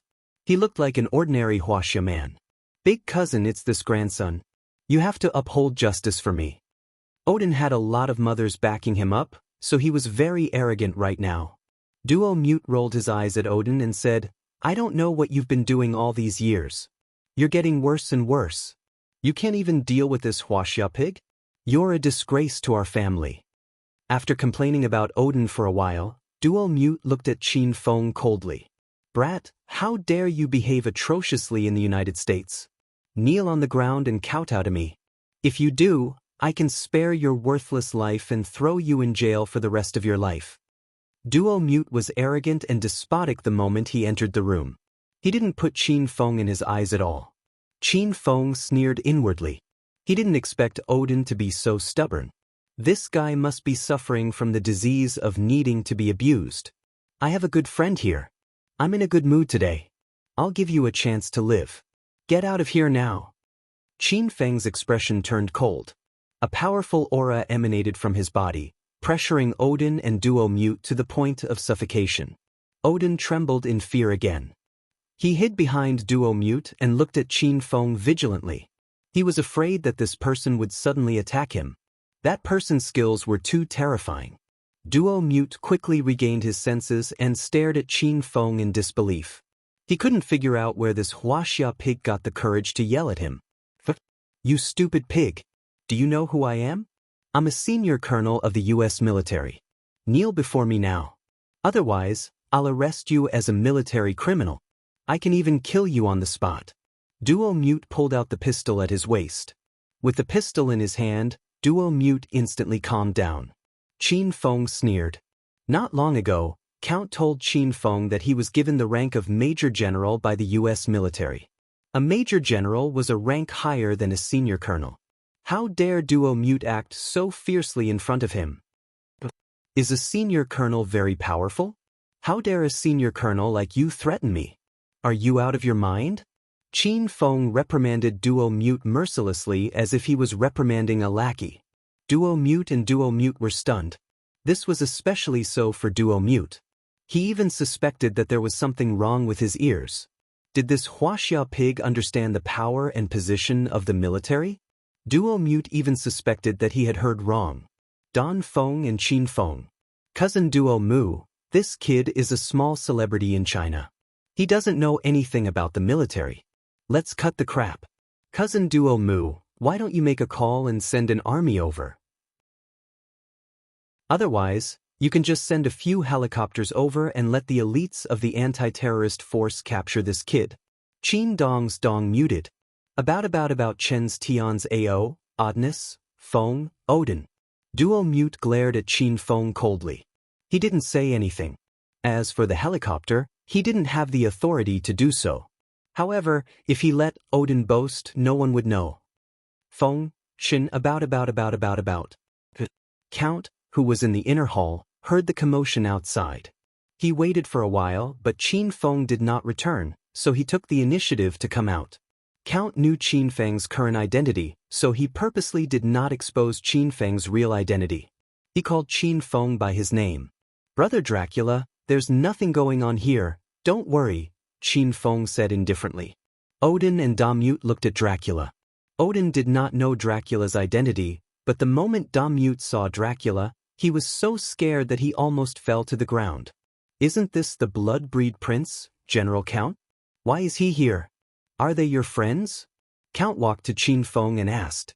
No, they're just two annoying flies. I was just about to chase them away, Qin Feng said. Count understood the situation.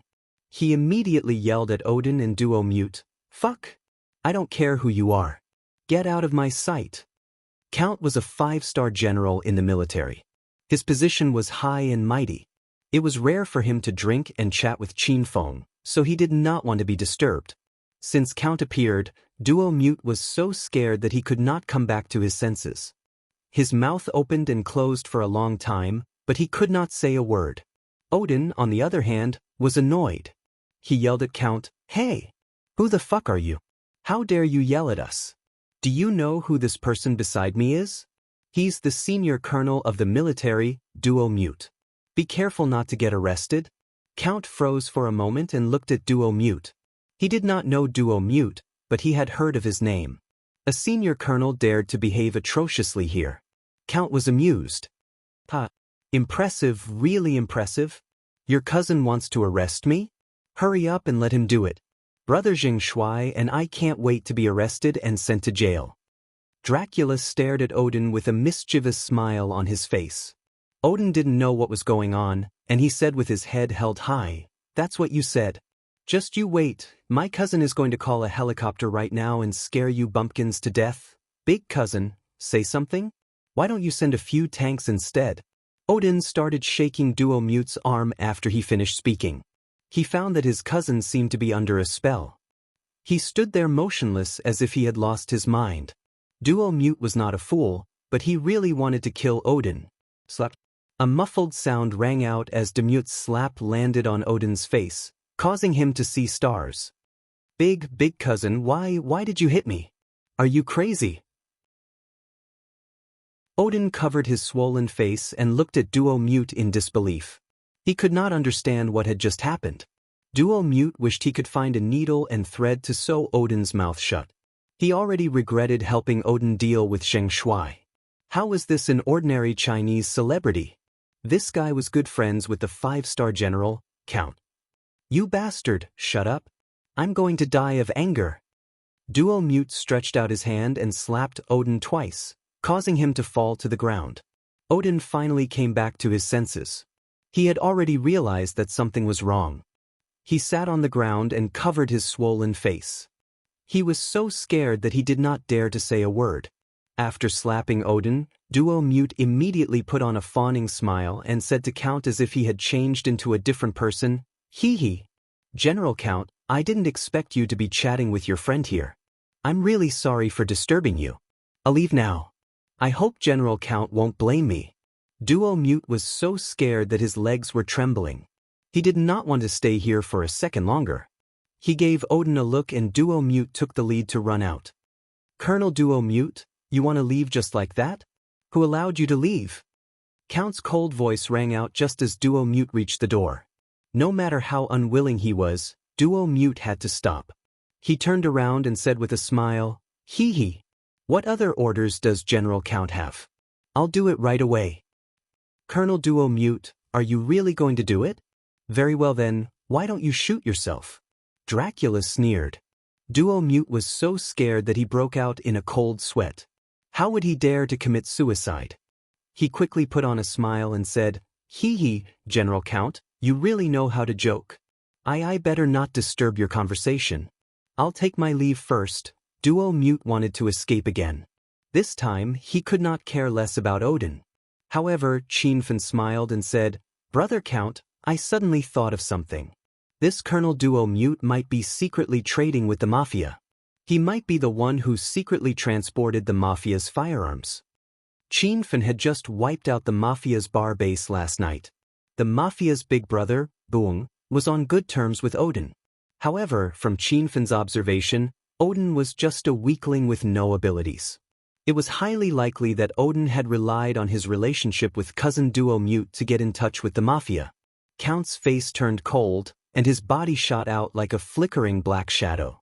In the next moment, he had returned to the room with Dom Mute in tow. Duo Mute was so scared that he wet his pants. He didn't think that Qin Feng would expose his secret dealings with the Mafia. If this matter was investigated further, Duo Mute would die 100 times over, not even enough to atone for his crimes. Odin had been leaning against the wall by the door. The situation had changed so quickly that it was beyond Odin's ability to accept. Never in his wildest dreams would he have thought that his biggest backer, cousin Duo Mute, would fall into Zheng Shuai's hands. "Brother Zheng Shuai, you have given us a good lead. I will personally investigate this matter when I get back. If what you said is true, and you have made a great contribution to the U.S. military, you might be promoted to the rank of Major General."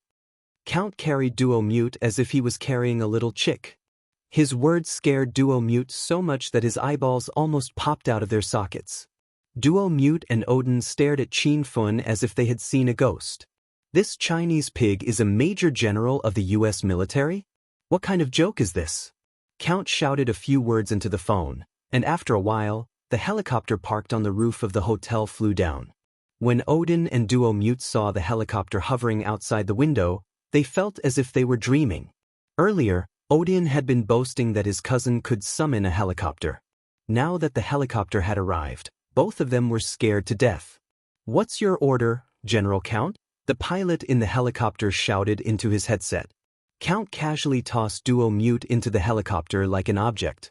"Send this guy to the military prison. I will investigate him when I get back." "All right.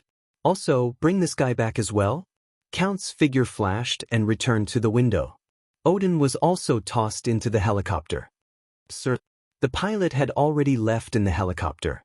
Count and Qin Fen sat on the sofa, drinking and chatting as if nothing had happened.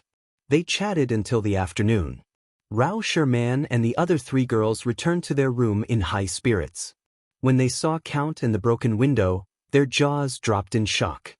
"Qinfen, who is this?" When Count saw the 4 beauties, he couldn't stay calm. He could tell with one glance that these women had a close relationship with Qin Feng. This is a good friend of mine in America, Admiral Dracula." Qin Feng chuckled and took the initiative to introduce them. "Brother Dracula, these 4 are my little girlfriends." Although Count had guessed that Qin Fen had a close relationship with Rao Sherman and the other 3 girls, he was still shocked when he heard it from Qin Fen's mouth. Qin Fen was not only good at fighting, but he was also good at picking up girls. Count was ready to ask Qin Fen in private. Qin Fen invited Count to stay for dinner. During dinner, He introduced Count to the four girls about his secret identity as a member of the American vampire family. Rao Sherman and the other three girls were shocked. Then, they were filled with curiosity about Dracula. In the past, they had only seen vampires and werewolves in American dramas and movies. They didn't expect that this group of people really existed in real life. Chapter 11:11. The U.S. Oscar Film Festival had officially begun. Ribbons and flower baskets were placed all around the venue, and a 100-meter-long red carpet was laid out on the ground. Superstars from the U.S., China, and other countries were all looking forward to walking on the red carpet. Qin Feng arrived with Rao Sherman and the other three women. The four beauties were all dressed up. They surrounded Qin Feng and instantly became the center of attention. Oh my God! Where did those four beauties come from? They look like four angels. They must be superstars from China. Chinese women are so beautiful, and their skills in bed are top-notch. I even played with two young Chinese models a few days ago. I still can't stop thinking about it. The crowd had already started discussing, and many men's gazes fell on Rao Sherman and the other three women. However, the four of them didn't pay attention to the crowd. Their gazes stayed on Qin Feng from beginning to end, and they obediently followed Qin Feng like four little wives. Who's that guy? Why is he so ugly? He looks like a superstar from China. How can he be a superstar when he's so ugly? China's film and television industry is really backward. I'm going to woo those four women. How can a flower be planted on a pile of cow dung? After a heated discussion, a few men couldn't hold themselves back anymore. They looked like they wanted to flirt with Rao Sherman and the other three women. Qin Feng attended the event as Jing Shuai. Since he had won the Golden Deer Oscar, the mission of "I'm a superstar" would be completed. The four women followed Qin Feng to the open-air exchange area. The area was crowded with superstars from various countries on Earth. That's Jason Stunjin. He's so handsome.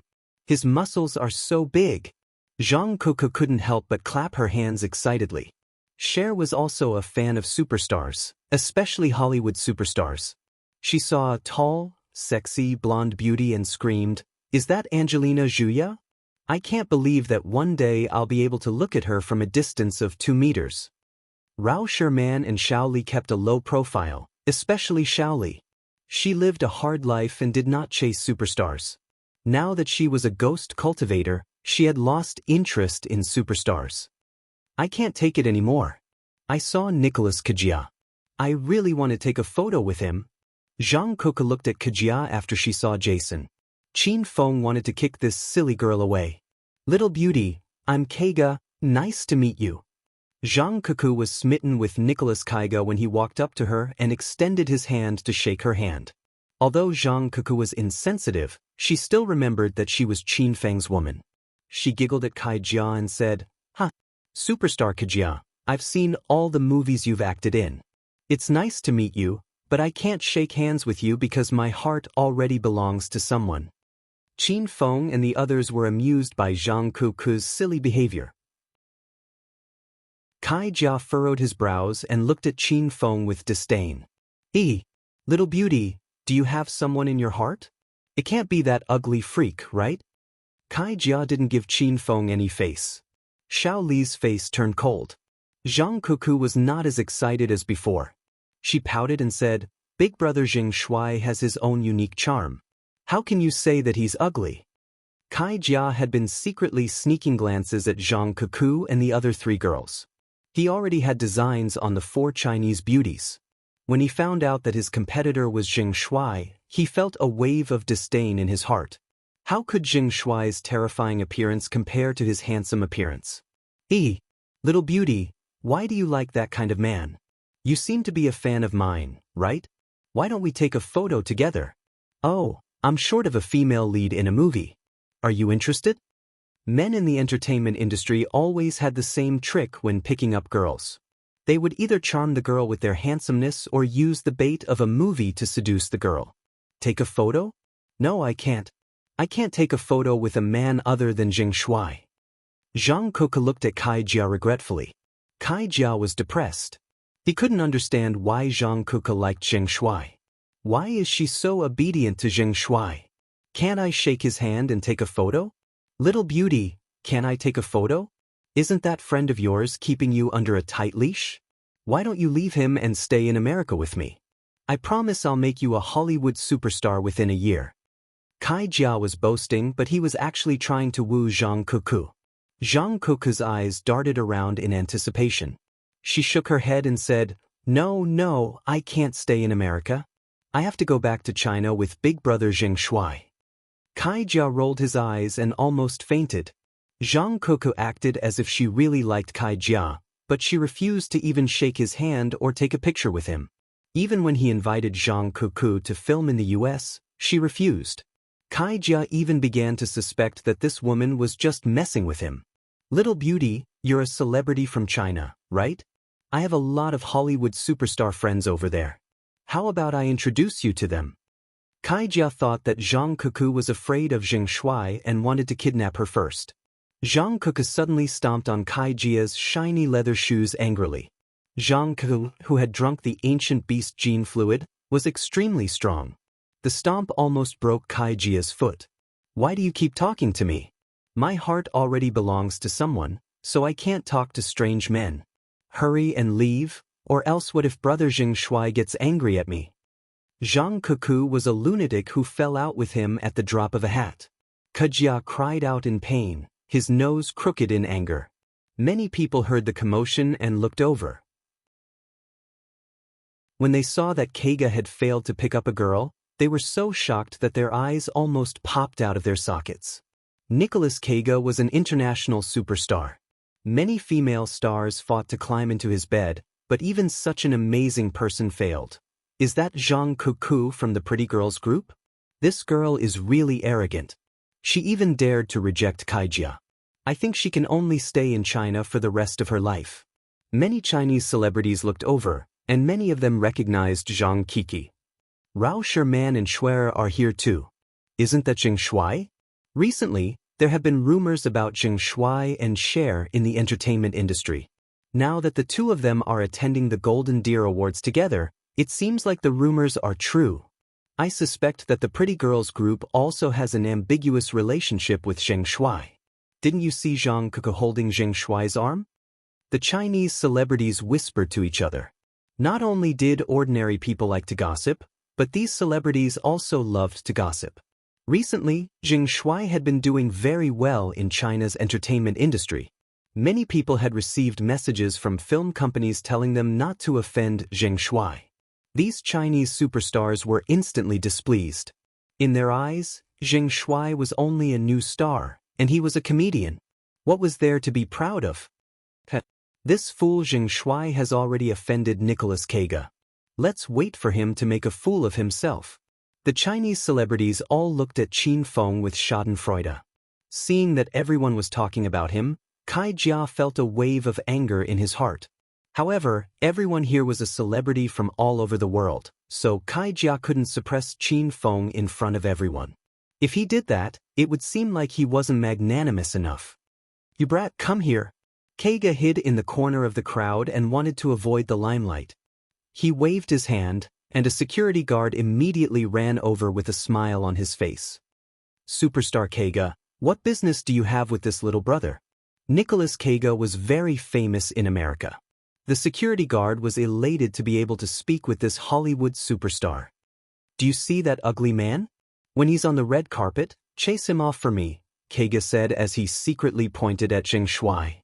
The security guard took a glance and realized that Zheng Shuai was really ugly. Superstar Keiga, you're that Chinese pig, right? Don't worry, this person just offended Master Keiga. I'll definitely make him make a fool of himself. The security guard didn't even think before standing on Keiga's side. This was America, and Nicholas Keiga was a Hollywood superstar. Zheng Shuai was only a new Chinese star, so the security guard didn't put him in his eyes at all. After arranging things, Keiga felt much better. He swaggered back into the crowd and continued to talk and laugh wittily and wittily. More and more celebrities gathered at the venue. The men were dressed in suits and looked very handsome. The women were dressed in cheapao dresses and looked very beautiful. Wow! The Cannes Film Festival has started. The doors to the inner hall are already open. Let's go in. Suddenly, a wave of exclamations came from the crowd.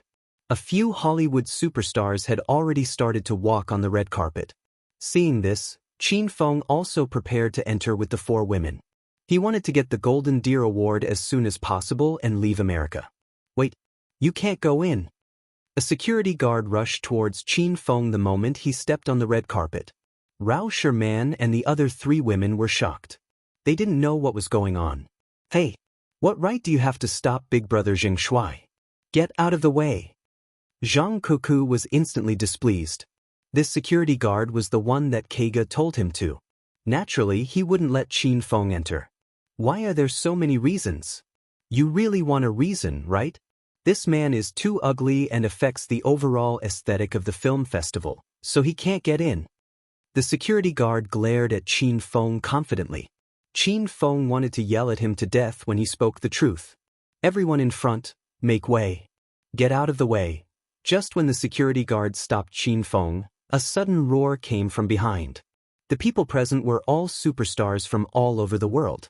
Regardless of whether they were well-mannered or not, they had to pretend to be gentlemen on the red carpet. Who would dare to curse? Everyone stopped in their tracks and looked behind them in astonishment. They saw a group of muscular men in black suits and black sunglasses rushing towards them. There were about 20 people. The man who was leading the group was wearing a white suit. Someone recognized him as soon as he got closer. Phew! It's Big Brother Buong from the Mafia? Oh my god! Why is Big Brother Buong here? Could it be that there's a murder here? It's over, it's over. Did some blind star offend Bun? What if a group of Mafia people shoot and accidentally injure us? The man was Big Brother Buong from the Mafia. His appearance caused chaos in the crowd. Just when everyone was panicking, Buong walked to Qin Feng's side. He bowed to Qin Feng respectfully and said, "Big Brother Zheng, I'm late. Please punish me, Big Brother Zheng." All right, you came at the right time. Go ahead and clear the way. Tell these bastards to stay away. I want to bring my woman in first. Qin Feng had subdued Buong when he swept the Mafia bar the night before. He even specifically told Buong to come during the Oscar Film Festival. Chapter 11-12. Big Brother Buong, why are you here? Keiga was like a mouse seeing a cat when he saw Buong. His arrogant aura instantly dissipated. Buong was here to serve Qin Feng, so he didn't have the time to care about others. He yelled at Keiga, "Who the hell are you? Do you think I'm familiar with you? Didn't you hear what I just said? Hurry up and stand to the side." Keiga lost all his face after being reprimanded by Buong in front of everyone. Seeing that the celebrities around him were all talking, he couldn't back down. He continued to smile and said, "Brother Boone, I'm Nicholas Keiga. We even drank together 2 months ago. By the way, brother, do you know that Hua Xiaoping? That brat is a Chinese film and TV star. There's no need for Big Brother to pay attention to him." Keiga didn't understand the situation. His words scared Buong so much that he almost fell. Buong managed to save his life the night before. However, his life wasn't his own. If something went wrong at the Cannes Film Festival, Buong believed that Qin Feng could kill him in seconds. "You're courting death, brat." Buong didn't want to talk nonsense with Keiga. He was afraid that if he said too much, this brat would say something disrespectful to Zheng Shuai. If he angered Zheng Shuai, no one would be able to bear the consequences. Bang! Buong's kick sent Keiga flying. He didn't even have time to react and fell flat on his face. Everyone was completely dumbfounded when they saw this scene. That was Hollywood superstar Keiga. How could he have such a day? However, what was even more shocking wasn't that Keiga was hit, but that Buong was trying to curry favor with Qin Feng. Qin Feng appeared as Zheng Shuai. He was ugly and had no class. At most, he had some fame in the Chinese film and TV industry. However, who would recognize him at the International Cannes Film Festival? However, it was this unremarkable Chinese brat that made Big Brother Buong of the Mafia bow down to him. It was simply unimaginable. Knock that idiot out and throw him out. If anyone dares to block the way or say anything bad about Big Brother Jing Shuai, don't blame me, Buong, for not giving face. Buong kicked Kaga and ordered his subordinates to drag him out and give him a beating. The entire open-air hall became quiet. The big stars from all over the country were trembling in fear. In front of the American mafia, they could not show any temper. Brother Jing Shuai, let's go in. After Buong stabilized the situation, he squeezed a smile on his face and ran to Qin Feng's side. He looked like a little brother trying to curry favor with his big brother. Rao Sherman and the other three girls still didn't know that Qin Feng had swept the mafia bar clean, so they were all dumbfounded. All right, you lead the way. Qin Feng waved his hand, and Buong immediately led the way with 3 of his subordinates. The rest of the subordinates followed behind Qin Feng and the others. It was a grand show of extravagance. Only Qin Feng, Rao Sherman, and Rao Sherman were on the red carpet. None of the other celebrities dared to walk on the red carpet. They could only watch enviously as Qin Feng became the focus of today's film festival. The 4 women surrounded Qin Feng, and they all felt as if they were about to enter the wedding hall. Shaoli didn't feel much since she wasn't in the entertainment industry, but the pretty girls combination and Cher were extremely excited. The 3 women used to fantasize that one day, they could proudly walk on the red carpet of the Cannes Film Festival. Those Hollywood superstars and Chinese movie stars would all step aside, and they would be the only protagonists. They wanted to walk to the top of the international movie stars. This was originally a dream that was almost impossible to achieve. However, at this moment, Qin Feng helped the 3 women fulfill their dreams. What are you guys standing there for? Hurry up and applaud to welcome superstar Jing Shuai and the 4 sisters-in-law into the hall. Buong suddenly yelled at the celebrities around the red carpet when he was halfway there. Everyone was startled and subconsciously clapped and cheered. Under the gaze of tens of thousands of people, Qin Feng walked into the inner hall of the film festival with his arms around the 4 women. They were also the first to enter the hall. Big Brother Zheng, is there anything else you need me to do? After Buong entered the inner hall, the big stone in his heart relaxed slightly. At least he didn't make any mistakes. Just bring your men and stand at the entrance. Pay attention at all times. Don't let any Tom, Dick, or Harry disturb us. Qin Feng called Buong over to ask for some peace. There were many annoying flies like Kai Jia, so Qin Feng didn't have the time to teach them a lesson. Buong nodded immediately and said, Big Brother Zheng and Big Sisters-in-law, don't worry. I'll stand guard here and won't let anyone disturb you. Qin Feng had already brought the 4 women to a seat near the window. Only then did the rest of the celebrities enter the hall from the outside cautiously. Buong didn't need to say anything. All the celebrities who entered the hall stayed far away from Qin Feng and the others. No one wanted to cause trouble at this time. All the celebrities gathered in the inner hall. Usually, this kind of film festival was very lively. However, because Qin Feng and Buong were here today, everyone spoke softly and cautiously. They purposely lowered their voices so that it felt like a board meeting. The organizer of the Cannes Film Festival also came out. These executives didn't have any temper when they saw Buong. The organizer sent a representative to the stage to give a speech. Then he began to announce the winners of each award. Next, I will announce the winner of this year's Oscar Golden Phoenix Award, Madame Cher, the rising star of China's film and television industry. Cher stood up in surprise when the announcement was made. She never thought that she would win the Golden Phoenix Award. However, after she glanced at Qin Feng, she understood everything. Cher hugged Qin Feng excitedly and kissed him. Then she walked to the stage to receive the award. At this time, the system notification rang in Qin Feng and Cher's minds simultaneously. Congratulations to host Qin Feng for helping Cher, the owner of the Sovereign Superstar system, to complete the mission to win the Oscar Golden Phoenix Award. The system rewards host Qin Feng 5,000 hedonist points. Ding! Cher has gifted host Qin Feng 5,000 hedonist points. Host Qin Feng's current balance is 344,000 hedonist points. Cher held the Golden Phoenix trophy made of pure gold in her hands. She stood on the stage and expressed her gratitude. She even took some time to thank Xing Shuai. After the Golden Phoenix Award ceremony ended, Cher slowly walked down the stage. Then, the Golden Deer Award, the most prestigious award of this year's Oscar Film Festival, was presented. Movie stars from all over the world were excited.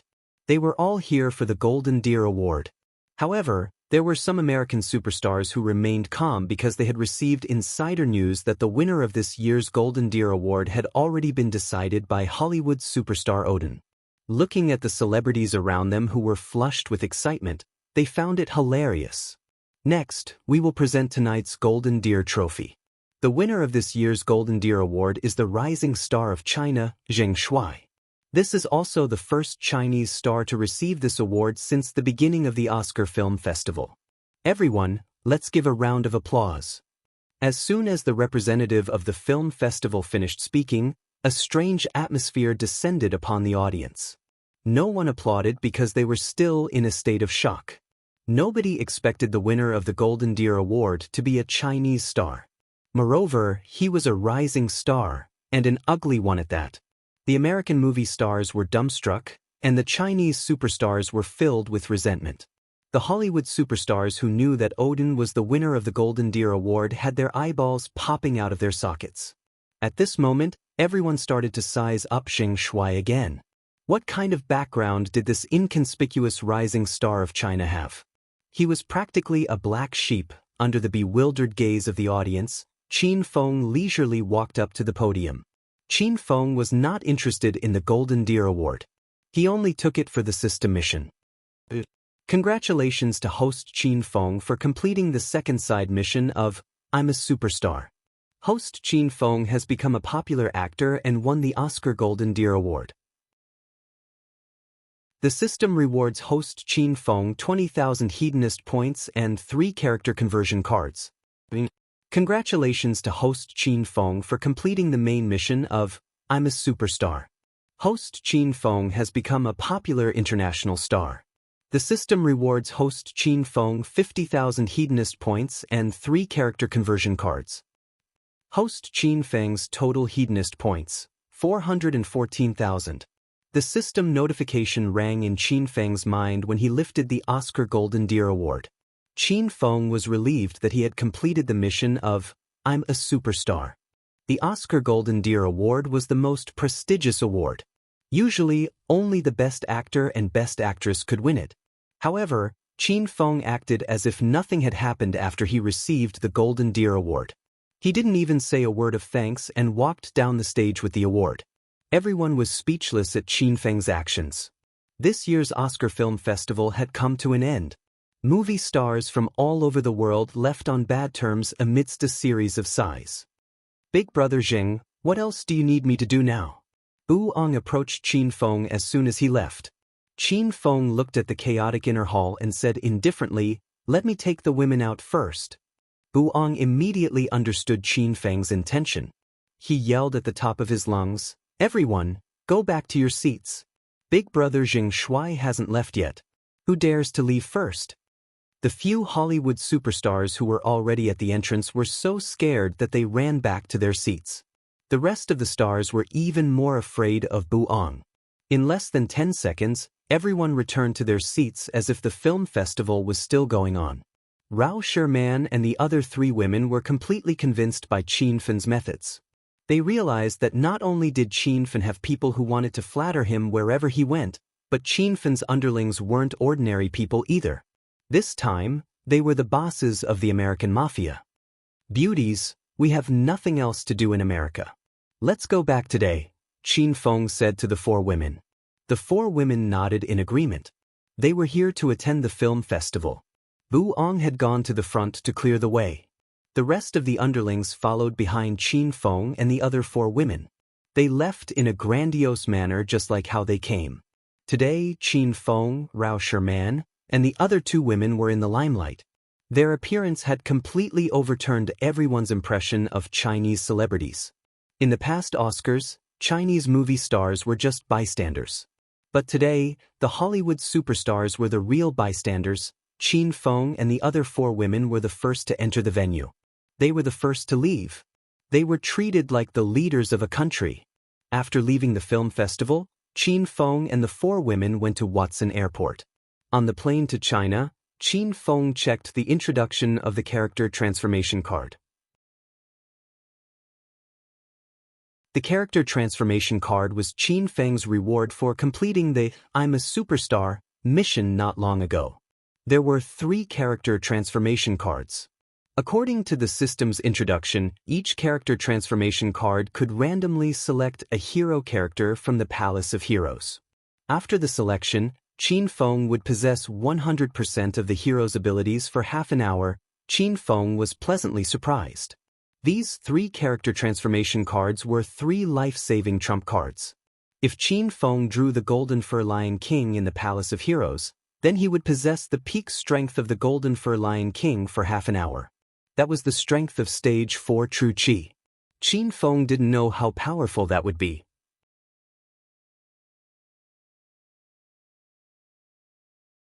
Chapter 11:13. Near a sparsely populated basin valley in the Qingchuan region, a large number of people had suddenly arrived.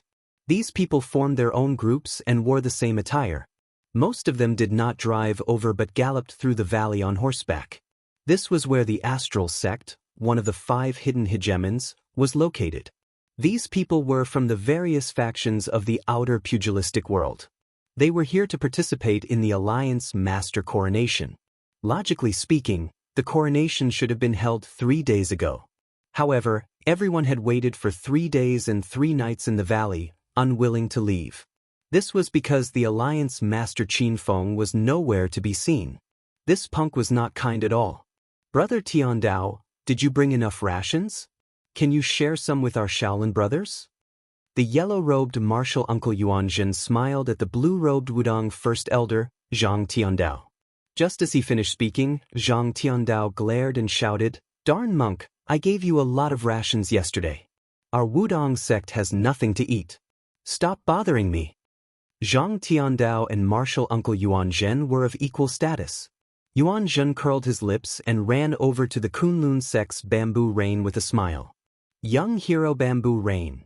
Just as martial uncle Yuanzhen spoke, Bamboo Rain threw the bag on her back to the ground and said weakly, "There. If there's any food in there, Senior Yuanzhen, feel free to take it." Yuanzhen blushed and turned to head to the Immerse sect's group of Taoist nuns. Halfway there, Yuanzhen felt embarrassed. How could he ask a woman for food? The 5 sects of China were all gathered here. Due to Qin Feng's delay, everyone's rations had long been finished. They had not eaten for 2 days and 2 nights. Even the 5 major sects, the most powerful of the outer hidden sects, Shaolin, were starving. As for the disciples of the dozens of small sects, some of them had already fainted from hunger. So, that bastard Qin Feng is actually late? He's been late for 3 days. This is the grandest coronation ceremony of the outer pugilistic world. This punk has no sense of time. Yuanzhen sat on the ground and grumbled after failing to beg for alms. The Wudong sect's first elder, Zhang Tiandao, was annoyed by Yuanzhen's incessant chatter. He grumbled, "You darn monk. If you have the guts, wait until Alliance Chief Qin is here before saying all this. See if he doesn't trample you to death then." Now, Qin Feng's position in the outer hidden sects was illustrious, especially in the outer hidden sects. During the second martial world disturbance, martial uncle Yuanzhen had fought with Qin Feng on Devil Beast Mountain. At that time, Qin Feng wasn't Yuanzhen's match. In the end, he had to use the killer book to defeat Yuanzhen. However, in just 3 months, Qin Feng had become the Martial World Alliance Master. His strength was comparable to a peak Stage 9 enrich expert, and he could kill Yuanzhen with a single palm strike. Holy shit! Zhang Tiandao, you stinky Taoist priest, don't frame me. When did I say bad things about Alliance Master Qin? I get it now. Is it because your Wudong sect didn't manage to take down the Martial World's Alliance Master, so you're dissatisfied with Alliance Master Qin? Yuanzhen and Zhang Tiandao quarreled. Bamboo Rain and Priestess Heartless shook their heads with a bitter smile. The great elder of the Mount Hua sect shouted, "Aren't you too starving? You still have the energy to quarrel? We don't know when Alliance Master Qin will come. I advise you to save your energy." When the great elder of the Mount Hua sect said that, the two of them stopped quarreling. They were afraid that they would starve to death before Qin Fan arrived. Dozens of sects in the outer hidden sects gathered near the astral gate. However, the people from the astral gate did not come to receive them. The astral gate was an inner hidden sect and one of the 5 inner hidden hegemons. How could they look up to the forces of the outer hidden sects? Furthermore, the inner hidden sects had array formations. Martial Uncle Yuan Zhen and the others had been here for 3 days and 3 nights, but they had not found the entrance to the astral gate. Swoosh! The sky was clear and boundless. Suddenly, a strong wind blew, and dark clouds covered the sky. It was as if a heavy rain was about to fall. The strong wind blew from afar and flew over at an astonishing speed. The people of the outer hidden sects jumped in fright. They stared in the direction of the storm as if they were facing a great enemy. Holy shit! There's someone there. There's a figure in that small hurricane. Who are you? How dare you play tricks in front of the outer hidden sects? Quickly report your name. That's too scary. Is that a human or a god? The hundreds of people of the outer hidden sects were all frightened. They saw the hurricane fly over so fast that it made their eyes blur. Martial Uncle Yuanzhen did not even dare to blink. Every time he blinked, the hurricane would advance by more than 100 meters. Bang! Bang! The hurricane was already right before them. The sound of rushing wind came from within. The aura was like an avalanche, like the end of the world was coming. Everyone, sorry for the long wait. Loud laughter came from within the hurricane. There was really someone inside. This voice was somewhat familiar. Martial Uncle Yuan Zhen and the others were startled. Someone already shouted, "Holy shit! Alliance Master Qin is here. It must be Alliance Master Qin." In China, only Alliance Master Qin can cause such a huge commotion. Holy shit! Alliance Master Qin, you're finally here. If you had taken any longer, we would have been prepared to ride back to the sect to prepare some rations before coming back to wait for you. Qin Feng stood on the cosmic flying sword amid the hurricane, bursting forth with all his inner qi. A pink light flashed, and Qin Feng landed on the ground. As for the cosmic flying sword, it had been stored in the system long ago. No one saw its existence. The hurricane dissipated, and Qin Feng stood behind everyone with his hands behind his back. Finally, someone looked back. When they saw Qin Feng appearing out of thin air like a magic trick, they were so frightened that their souls nearly left their bodies. Alliance Master Qin. Disciples of the Shaolin Temple greet Alliance Master Qin. Disciples of the Wudong Temple greet Alliance Master Qin. The dozens of outer hidden sects in the valley greeted Qin Feng. Qin Feng's current status was illustrious. His every action attracted the attention of the entire pugilistic world. Most of the people present were from the outer hidden sects, but there were also a few weaker inner hidden sects. However, Qin Feng did not put on the airs of an alliance master. He waved his hand and said with a smile, "I went to deal with some personal matters a few days ago and was delayed for a few days. Thank you for your hard work." Qin Feng's position as the martial arts alliance master was there for all to see. Even if he made everyone wait for 3 days and 3 nights, no one dared to say anything. Xiao Li followed Qin Feng closely. Wherever Qin Feng went, she followed him as if she was his shadow. Big Brother Qin. A little beauty in white suddenly ran out from the crowd. Everyone else called Alliance Master Qin, but she called him Big Brother Qin shyly. Qin Feng recognized her at first glance. She was the female disciple of Mount Jade Lady of the Inner Hidden Sect, Hai Qing. During the Martial Arts Circle Convention in Demon City, Qin Feng hugged and touched this girl all over in order to make Hai Qing withdraw from the competition. "Miss Hai Qing, how have you been?" Qin Feng chuckled as he greeted Hai Qing. The elders of Jade Maiden Mountain and the other female disciples walked out. Everyone bowed to Qin Feng, indicating that they were greeting Qin Feng. "Big Brother Qin, I'm fine. How are you?" Hai Qing was very shy when she saw Qin Feng. She looked like a little girl who had just fallen in love. Xiao Li's face suddenly turned cold. She felt sour in her heart. "Master, let's go to the Starlight Sect to deal with the business." Xiao Li reminded Qin Feng. She didn't want to see Qin Feng and Hai Qing together. Hai Qing looked at Xiao Li awkwardly. During the martial arts circle convention, Xiao Li had always been by Qin Feng's side. This time, Xiao Li was also here. Anyone with a discerning eye could guess that Xiao Li was Qin Feng's woman. Hai Qing felt like she was a mistress. Miss Hai Qing, I'll talk to you after I finish the ascension ceremony. Qin Feng nodded at Hai Qing. Hai Qing immediately retreated shyly. All the big forces of the outer hidden sect surrounded them. Everyone had waited for 3 days and 3 nights for this moment. Everyone, does anyone know where the entrance of the Starlight sect is? Qin Feng asked. Everyone quieted down. Not many outsiders knew about the entrance of the inner hidden sect. After a moment of silence, the elder of Mount Jade Lady walked out respectfully. Alliance Master Qin, logically speaking, the Starlight sect should have sent a disciple to welcome you today. We have waited for 3 days and 3 nights, but we haven't seen a single Starlight sect disciple. Alliance Master Qin, do you want to contact them? Ask them to send someone to bring us in. As soon as the elder of Mount Jade Lady spoke, everyone became noisy. Alliance Master Qin, the elder of Mount Jade Lady is right. You are the Alliance Master of the martial arts circle. The Starlight sect is too arrogant. They left us here and did not care about us. Do they still think they are the Alliance Master of the martial arts circle? I think the Starlight sect did it on purpose. These inner hidden sects all think that they are powerful. We are all ancient martial arts practitioners of Huaxia and should be like-minded friends. However, they always think that they are superior to others. What right do they have? Alliance Leader Qin, after you ascend to the throne, you must reorganize the outer martial arts world and suppress the arrogance of the inner hidden sects.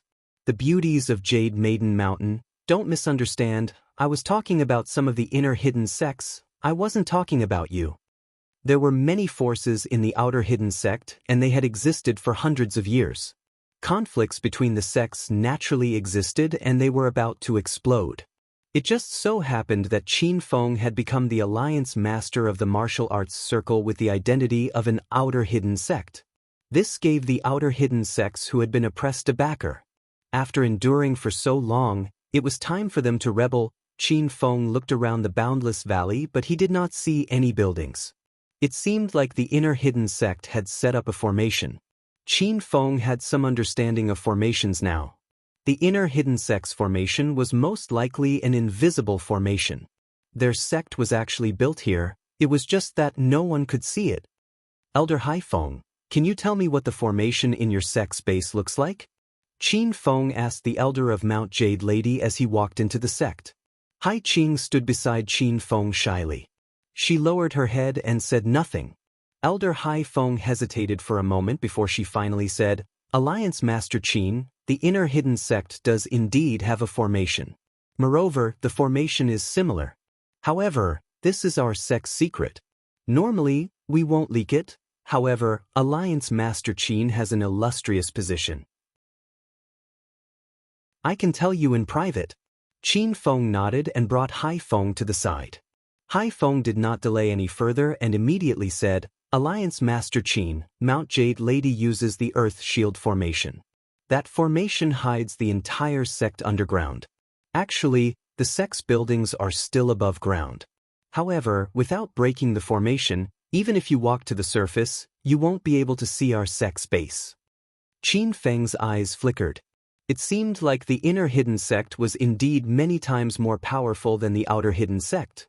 The sect's formation alone was strange and Qin Feng knew very well how much effort and resources were needed to set up a large formation. The spirit gathering formation that Qin Feng set up in Hero City only covered a mountaintop. However, that formation also cost Qin Feng a lot of spirit stones. Moreover, it was completed with the help of the 3 heroes and Hua Bei. Qin Feng pondered for a moment and said, Elder Hai Feng, do you know what formation the Starlight sect set up? Chapter 11-14. Qin Feng came to the Starlight Gate for the coronation ceremony, but he was refused entry. This made him furious. The sects in the outer martial world had been waiting here for 3 days and 3 nights. Qin Feng didn't want to waste his time looking for someone who knew about formations. Moreover, he didn't know anyone who knew about formations, so he decided to break the formation himself. Master, the 5 elemental formation scroll you have is only a basic formation scroll. It can only set up a small-scale formation, so it's impossible to break the Starlight Gate's invisibility formation, Little Pig said in Qin Feng's mind. Then what kind of formation scroll do I need to break the formation? Qin Feng was annoyed. He had 414,000 hedonist points left. He didn't believe he couldn't buy a scroll that could break the formation. Master, the 5 elemental formation scroll can be upgraded. Spend 20,000 hedonist points to upgrade it to the Yin-Yang formation scroll, then spend 30,000 hedonist points to upgrade it to the Heaven and Earth formation scroll. As long as you have the Heaven and Earth formation scroll, you can break the Starlight Gate's invisibility formation. Little Pig said. Qin Feng immediately checked the system inventory. There was a Heaven and Earth formation scroll, but it cost 100,000 hedonist points. However, Qin Feng only needed 50,000 hedonist points to upgrade the 5 elemental formation scroll to the Heaven and Earth formation scroll. Great. Qin Feng moved his mind, and a vast amount of information flowed into his mind. Qin Feng felt like his head was going to explode. Congratulations, host Qin Feng, for spending 50,000 hedonist points to upgrade the 5 elemental formation scroll to the Heaven and Earth formation scroll. Host Qin Feng's total hedonist points, 364,000. Alliance leader Qin? Are you listening to me?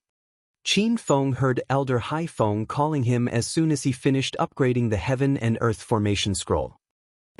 Elder Hai Feng, I know a little about formations. Let me study it. Maybe I can break the formation. With the Heaven and Earth formation scroll, Qin Feng could break the Starlight Gate's invisibility formation. Elder Hai Feng looked at Qin Feng in surprise.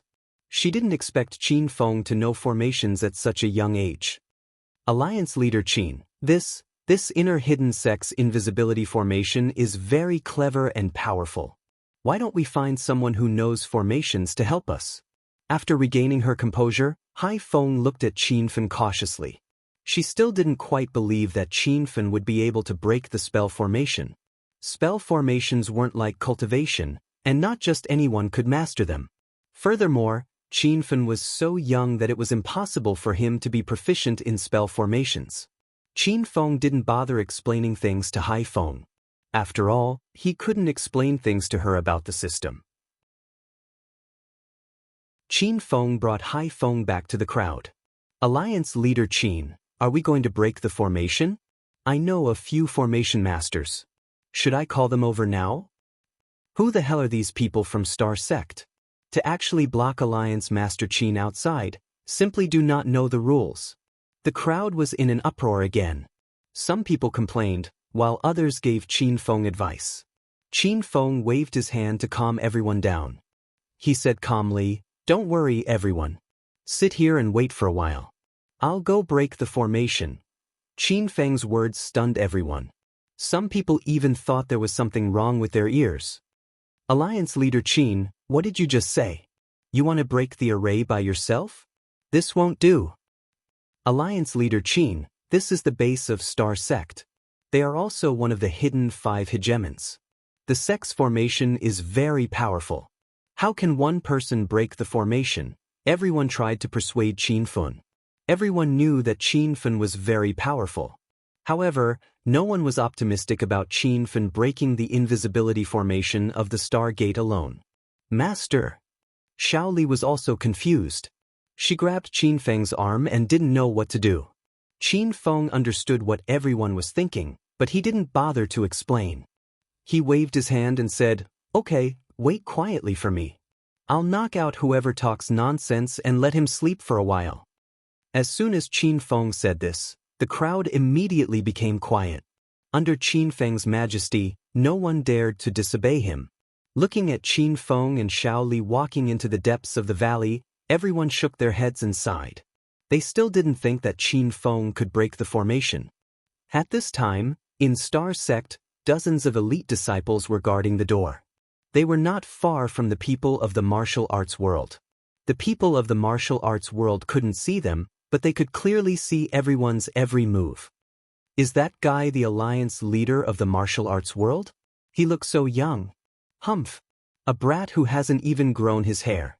I can only say that he was lucky to become the alliance leader of the martial arts world. I heard that senior brother Ling Daozi and the two elders disappeared during the competition. Vice sect leader Ling Tianhai was also not there. Only senior brother Ling Fei was there. I guess he was tricked by Qin Feng. By the way, why haven't the two great elders, the vice sect leader, and senior brother Ling Daozi returned? Senior brother Ling Fei and the others didn't come back either? A few disciples who were guarding the door started to discuss. One of them with a higher status suddenly said, "Stop talking. Be careful not to be heard by the sect leader and the others. You too, quickly go and report to the great elders about the situation here. Now, the forces of the martial arts world outside are at their wits' end. That fool Qin Feng brought a woman to break the formation." Two disciples immediately went to report the situation. The other disciples who were guarding the door all had a playful smile on their faces. Their star sex invisibility formation was very powerful.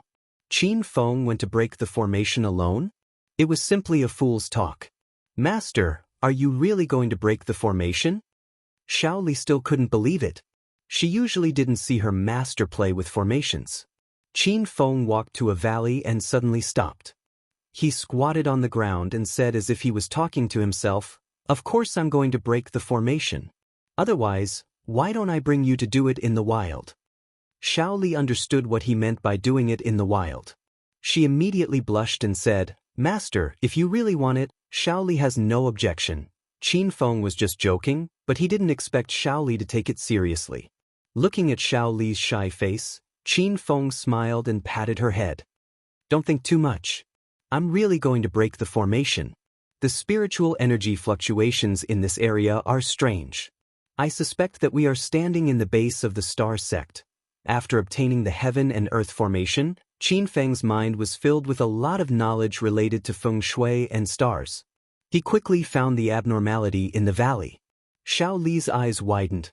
She sensed with her heart, but she didn't find the so-called strange spiritual energy fluctuations. She didn't understand how Qin Feng sensed it. "Master, do you need Shaoli's help?" Shaoli didn't know anything about formations. She looked at Qin Feng and asked. Qin Feng had already investigated the ground under his feet. He was even more certain that this was the formation eye of the formation. "Just stand there and don't move. I'll let you attack later, and you attack with all your strength." Qin Feng spoke to Shaoli and then took out a dozen spirit stones and some array flags from the system. Shaoli saw that Qin Feng was so busy, but she couldn't help him for the time being. She was very anxious.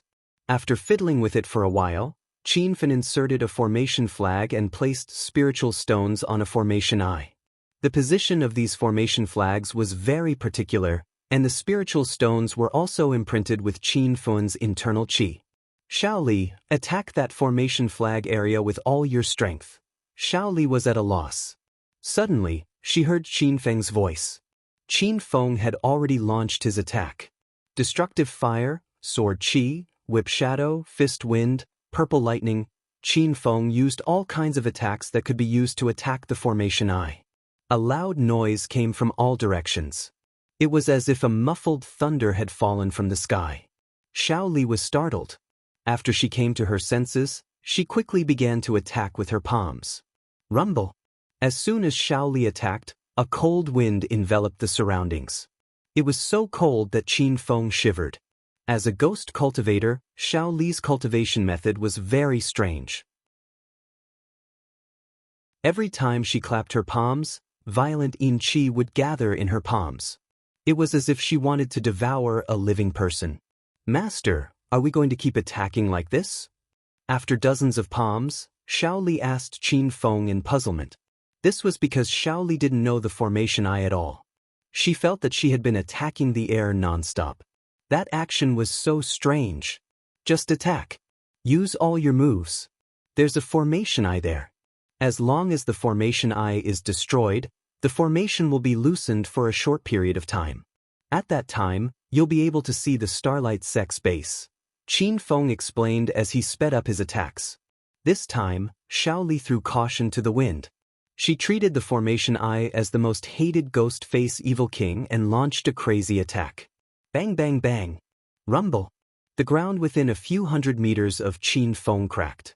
As a Stage 9 inner chi expert, Qin Feng's inner chi was abundant and his attacks were fierce.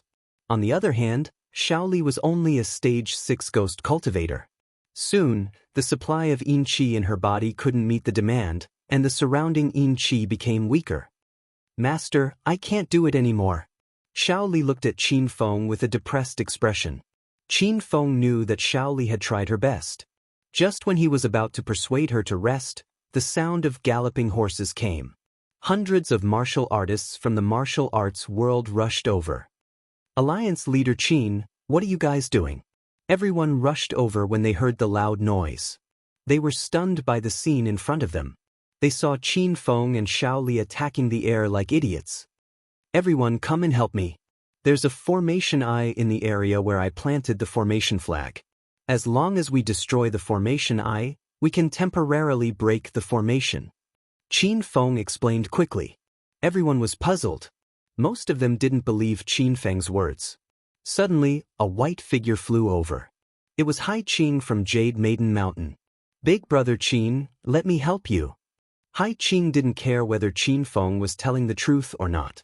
She was the first to step forward to help. Qin Feng smiled at Hai Qing and said, Miss Hai Qing, attack the Formation Eye with all your strength. Hai Qing nodded shyly. Then the aura around her changed. Her inner chi at the early stage of Stage 9 surged out and began to attack. Disciples of Jade Maiden Mountain, listen up. Help Alliance leader Qin to break the formation. Elder Hai Feng also rushed over. The 5 or 6 female disciples of Jade Maiden Mountain all came with swords. Swoosh, swoosh. The sound of swords could be heard everywhere. Although the people of Jade Maiden Mountain were attacking the air, they soon felt that there was an invisible barrier around the formation flag. All the attacks landed in that area. It seemed like it was really the Formation Eye. Brother Qin Feng, I'm here to help you too. A loud voice came from afar. When Yiming, dressed in a white robe, flew over. A group of Snow Mountain sect disciples followed behind him. Shaolin disciples, listen up. Help Alliance leader Qin to break the formation. Wudong disciples, listen up. Help Alliance leader Qin to break the formation. More and more sects joined in. In the end, all the sects joined in. There were almost 100 people in total. Every sect used different weapons and skills. Sword chi, saber chi, fire, ice, all kinds of attacks were launched at the Formation Eye. The scene was like the end of the world. All kinds of powerful attacks fell from the sky and covered half of the sky. After an unknown period of time, the originally solid Formation Eye began to loosen. Everyone could feel the difference when they attacked. Holy shit! This is really a Formation Eye. I can feel that the Formation Eye is loosening. Awesome! Alliance leader Qin, you're really an expert in formations. Everyone attack with all your might. Let's break this Formation Eye in one go. Everyone was excited when the Formation Eye was loosening. At this moment, the 2 disciples guarding the Starlight Gate reported the situation outside to the Grand Elder. When they learned that Qin Feng had foolishly gone to break the formation by himself, the Grand Elder smiled playfully. However, the smile on his face froze after a while.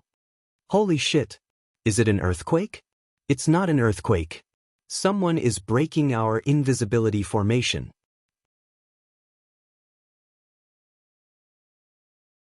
Chapter 11:15. The Stargate suddenly shook violently as if there was an earthquake. The disciples of the Star Sect were all in a panic. Everyone hurriedly ran to the gate and discussed with each other. They did not know what had happened. The people who were guarding the gate were so shocked that their eyeballs almost fell out. They finally realized that Qin Feng was leading the martial artists to break the formation at the side gate. Damn it! You bunch of idiots, how are you guarding the gate? The Formation Eye at the side gate is being attacked. Can't you see it? Only then did the guards realize what was going on. A few great elders had already rushed out. The elders were all crazy, scolding the group of disciples. The group of disciples did not dare to say a word. They lowered their heads like children who had done something wrong. "Be quiet, all of you. I'm going to die of anger." Boom. A loud noise came from the main hall. A black shadow stepped on the void and came over. His body was bursting with vital energy. The disciples and elders in the courtyard were shocked and shut their mouths. The old man in black landed in the middle of the front yard, stared at the elder and shouted, "Ling Baiyu, what the hell is going on?" Ling Baiyu was the elder with the highest seniority in the Stargate and had a high status in the Stargate. However, facing the reprimand of the man in black, Ling Baiyu was so scared that he trembled. Sect leader Changkong, Qin Fun is leading the martial artists to attack the formation eye at the side gate. If this continues, the formation eye at the side gate will be broken soon. The old man in black was the sect leader of the Star Gate, Ling Changkong, and also Ling Jiutian's senior brother. Ling Changkong leaped and landed on the tallest stone pillar outside the gate. He looked down and saw the people who were attacking the formation eye at the side gate. "Why are you all standing there? The formation eye at the side gate is being attacked. Hurry up and defend the formation eye." The group of elders and disciples immediately woke up from Ling Changkong's anger and rushed to the side gate. However, they were only halfway there when a loud bang rang out. It was as if a mountain had suddenly collapsed, causing the ground to shake violently. Many disciples fell to the ground on their butts. Ling Changkong was half dead because the formation eye at the side gate had been broken. At this time, Qin Fun and the others stopped attacking. Everyone looked at the sudden change in the scene in front of them. Suddenly, the base of the Star Gate appeared around them. "Damn! We really broke the formation of the Star Gate. It's really amazing. This is all thanks to Alliance Leader Qin. I didn't expect Alliance Leader Qin to be proficient in arrays at such a young age. It's really amazing. Everyone charge in. This Starlight Gate is a piece of shit. It actually blocked us outside for 3 days and 3 nights. Let's go find an explanation." The eye of the formation was broken, and the invisibility formation of the Star Gate temporarily lost its effect. Everyone excitedly jumped into the base of the Star Gate, as if they were devils entering the village. "You barbarians, how dare you break into the base of my Starlight sect? If anyone dares to take half a step forward, I will kill him." A dignified voice rang out. It seemed to have an extremely strong penetrating power as it reverberated in everyone's mind. The people of the outer martial arts circle were shocked. They all stopped in their tracks and did not dare to move forward. Qin Feng stood in front of everyone and looked at the black-clothed old man who had suddenly appeared on the opposite roof. "Who are you?" Qin Feng stood with his hands behind his back and asked indifferently. "Humph! You don't even know me. Do you think someone like you is fit to be the leader of the martial arts world? Listen carefully, I am the leader of the Starlight sect, Ling Changkong."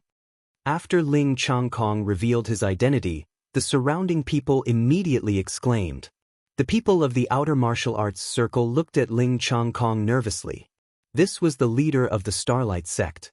Who knew what realm this old monster was in? Qin Feng was also slightly surprised. He looked at Ling Changkong who was on the roof again, but he realized that he could not see through this old man's strength at all. "How dare you intrude into my Starlight sect? All of you kneel and admit your guilt." Ling Changkong had been there for a while before the rest of the elders and disciples rushed over. 7 or 8 grand elders stood in a row, and behind them were nearly 100 disciples of the Starlight sect. All of the grand elders were bursting with powerful inner chi. They were all experts at the peak of stage 9 inner chi. One of the grand elders even burst with true chi. Qin Feng had always been curious about how powerful the inner hidden sects were. Now that he was standing in the base of the Starlight sect, Qin Feng was a little surprised. The power of the Starlight sect alone was comparable to the Dragon sect of China. However, even in the face of the entire Starlight sect, Qin Feng's expression did not change. He even shouted coldly, "Bastard! I am the leader of the martial arts circle, Qin Feng. I am here to carry out the coronation. The Starlight sect is so daring to intentionally block me and the other sects of the outer martial arts circle from entering. Now, you still dare to speak arrogantly. Step down. When Ling Changkong and the elders of the Starlight sect appeared, all the big forces and sects of the outer martial arts world were dumbfounded, especially Ling Changkong, who was standing on the roof. His strong genuine qi made it hard for everyone to breathe. However, Qin Feng could still sternly reprimand the people of the Starlight sect. He was indeed worthy of the title of Alliance Leader Qin. Alliance Leader Qin is right. What's so great about the Starlight sect? Why did they block us outside for 3 days and 3 nights? Now that the leader of the martial arts circle is Hero Qin, does the Starlight sect still think that they are the #1 sect of the outer martial arts circle? Long live Alliance Leader Qin. Hurry up and welcome us in. With Qin Feng standing in front of them to support them, the forces of the outer martial arts circle had confidence. The martial arts circle convention had existed since the emergence of the martial arts circle in China. It had been going on until now. The position of the leader of the martial arts circle was beyond the existence of the major sects of the martial arts circle. One word from him could determine the life and death of a sect. No matter how powerful the Starlight sect was, they would not dare to go back on their words in front of the rules passed down by their ancestors. You bunch of kids, don't accuse the Starlight sect randomly. When did we say that we would keep Qin Feng out? When did we say that we would not carry out the coronation ceremony? The crowd of the outer martial arts circle was suddenly in a mess. Ling Changkong roared angrily and vital energy burst out from his body. Immediately, the surrounding area became quiet. Qin Feng, why didn't you come to the coronation ceremony 3 days ago? You only showed up here after 3 days. Could it be that the Starlight sect and the other sects of the outer martial arts circle had to wait for you? You are so arrogant. Ling Changkong was a shrewd old man. With just a few words, he pushed the blame away and even accused Qin Feng of being arrogant. The coronation ceremony should be held on the day the martial arts circle convention ends. However, because the elders of the Starlight sect were not around, you postponed it privately. Now that you said that it will be held 3 days ago, you want it to be held then? As the leader of the martial arts circle, I have the final say on this matter. Qin Feng was not afraid of Ling Changkong at all. In fact, he was still pondering about the relationship between Ling Changkong and Ling Jiutian. Ling Jiutian was the master of the Dragon God, the deputy sect leader of the Starlight sect, and also the leader of the Martial Arts Alliance. Furthermore, he was the mysterious person who secretly controlled the system. After Qin Feng met Ling Changkong, he felt that although Ling Changkong was the sect leader of the Starlight sect, his power and ability did not seem to be as mysterious and powerful as Ling Jiutian. Qin Feng already possessed the domineering aura that the leader of the martial arts circle should have. When he spoke to the people of the Starlight sect, the forces of the outer martial arts circle behind him came back to their senses and began to speak up for Qin Feng. Alliance Leader Qin is right. He is the leader of the martial arts circle. Alliance Leader Qin has the final say on when the coronation ceremony will be held. Isn't it just an extra 3 days? We are all happy to wait for Alliance Leader Qin. Hurry up and make way for Alliance Leader Qin. Then, we will carry out the coronation ceremony. In the future, all the forces of the outer martial arts circle will have to listen to Alliance Leader Qin's arrangements. There were more than 30 sects and hundreds of people from the outer martial arts circle. Moreover, most of them were powerhouses who were at the level of elders. This was not to be underestimated. When the elders of the Starlight sect saw that the people from the outer hidden sects dared to behave atrociously here, they were furious. Ling Changkong, who was standing on the roof, was so angry that his eyeballs almost fell to the ground. Alliance Leader Qin, I would like to see how you won the championship in the martial arts circle convention at such a young age. At that time, a few of the elders of the Starlight sect were missing. I am very suspicious of your strength. As the sect leader of the Starlight sect, one of the 5 hidden tyrants, when did a junior dare to talk back to him? A black shadow flashed and Ling Changkong appeared in front of Qin Feng. He was so fast that the people from the outer martial arts circle did not even have time to react. Even Qin Feng was extremely shocked. He only saw Ling Changkong and the wind from his palm had already condensed on Qin Feng's chest. Rumble! Qin Feng hurriedly threw a punch. It was as if thunder and a tiger's roar could be heard. The special Thunder Tiger Fist was extremely powerful, but it did not hurt Ling Changkong at all. On the other hand, Qin Feng felt a strong wave of qi attack him, and he was sent flying dozens of meters away. Bang! A deep pit was formed on the ground and the surrounding dust flew everywhere. Everyone was stupefied by this scene. No one had expected that Ling Changkong would suddenly make a move. Does this old man still have any sense of shame? As a sect leader, he actually attacked a junior like Qin Feng. Moreover, Qin Feng was the alliance leader of the martial arts circle. Master, are you alright? Xiao Li rushed to Qin Feng's side and carried him out of the pit. Looking at the blood seeping out from the corner of Qin Feng's mouth, a cold wind suddenly appeared around Xiao Li. After putting Qin Feng down, she flew towards Ling Changkong. Old bastard, I am going to kill you. Xiao Li, hurry up and come back. Qin Feng held back his blood and roared. Ling Changkong was too powerful. Qin Feng was at the peak of stage 9 inner qi and his strength was comparable to stage 1 true qi. However, he couldn't even withstand one move from Ling Changkong. Xiao Li would only be sending herself to death if she went. Master? Xiao Li's eyes were filled with tears. She obediently returned to Qin Feng's side, but from time to time, she would glare at Ling Changkong with a cold face. The people of the martial arts circle regained their senses and gathered around Qin Feng. Brother Qin Feng, are you alright? When Yiming's heart was filled with anger. These people from the Star sect were too despicable. Alliance leader Qin, please sit down and rest for a while. Don't worry, everyone will stay here. If that old man dares to attack again, we will fight it out with the Star sect. The Star sect is a group of bastards. They don't even follow the rules of the martial arts circle. They even dared to hit Alliance leader Qin. I will tell the entire martial arts circle about this and let all the major sects condemn the Star sect. The Alliance leader of the martial arts circle was the #1 person in China's martial arts circle. According to the rules of the martial arts circle, the sect leader of any sect would have to lower his head in front of Qin Feng. However, Ling Changkong had questioned Qin Feng's identity as the alliance leader and found an excuse to injure Qin Feng. This was something that the people of the martial arts circle could not tolerate. This was the rule of the martial arts circle. It was a belief that had been passed down for thousands of years. How could the people of the martial arts circle casually change and destroy it? Looking at the forces of the martial arts circle in the martial arts circle, the Great Elder and the disciples of the Star sect were flustered. Even they did not expect the sect leader of Changkong to suddenly attack Qin Feng. Ling Changkong was also angry.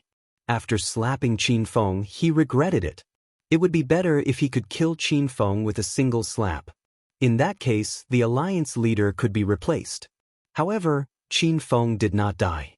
This time, the Star sect would be pushed to the teeth of the storm.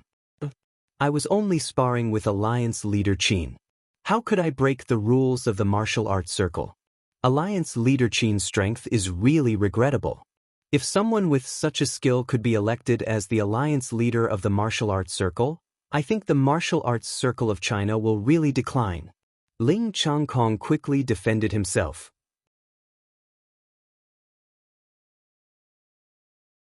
Chapter 11:16. At this moment, no matter what Ling Changkong said, it was all nonsense because no one believed him. The outer martial artists also threw caution to the wind and angrily condemned the Star Gate. The Star Gate didn't even care about the rules of the martial arts world. What was the point of keeping this kind of sect? Qin Feng didn't care about the quarrel between the two sides. The turbulent waves in his heart had not subsided yet. Qin Feng had only met a stage 1 true qi opponent before. He had always wanted to enter the inner hidden sect and understand the true power of the inner hidden sect. Ling Changkong's palm had broadened Qin Feng's horizons. Ling Changkong's strength was unfathomable. Qin Feng realized that he didn't even have the chance to fight back. This feeling was similar to the first time he climbed the Mount God of Dragon and fought the Dragon God. Master, Golden Fur Lion King requests to fight. Golden Fur Lion King's roar resounded in Qin Feng's mind. Golden Fur Lion King, can you tell what Ling Changkong's strength is? Qin Feng quickly asked. Master, that old man is only at stage 4 true Qi, which is the same level as me. However, I have full confidence that I can defeat Ling Changkong. When the time comes, I will strip him naked and hang him upside down on the Stargate's gate. I will let him know the consequences of offending Master. Golden Fur Lion King was very scary when he was angry. Qin Feng thought about it and decided not to let him out. After all, there were many outer martial artists gathered here. Golden Fur Lion King was a powerful opponent. If he let him out, it would definitely cause a commotion. When the time came, everyone would ask about Golden Fur Lion King's identity and sect. It would be troublesome if they found out the system's secret. Master, you can try the character transformation card.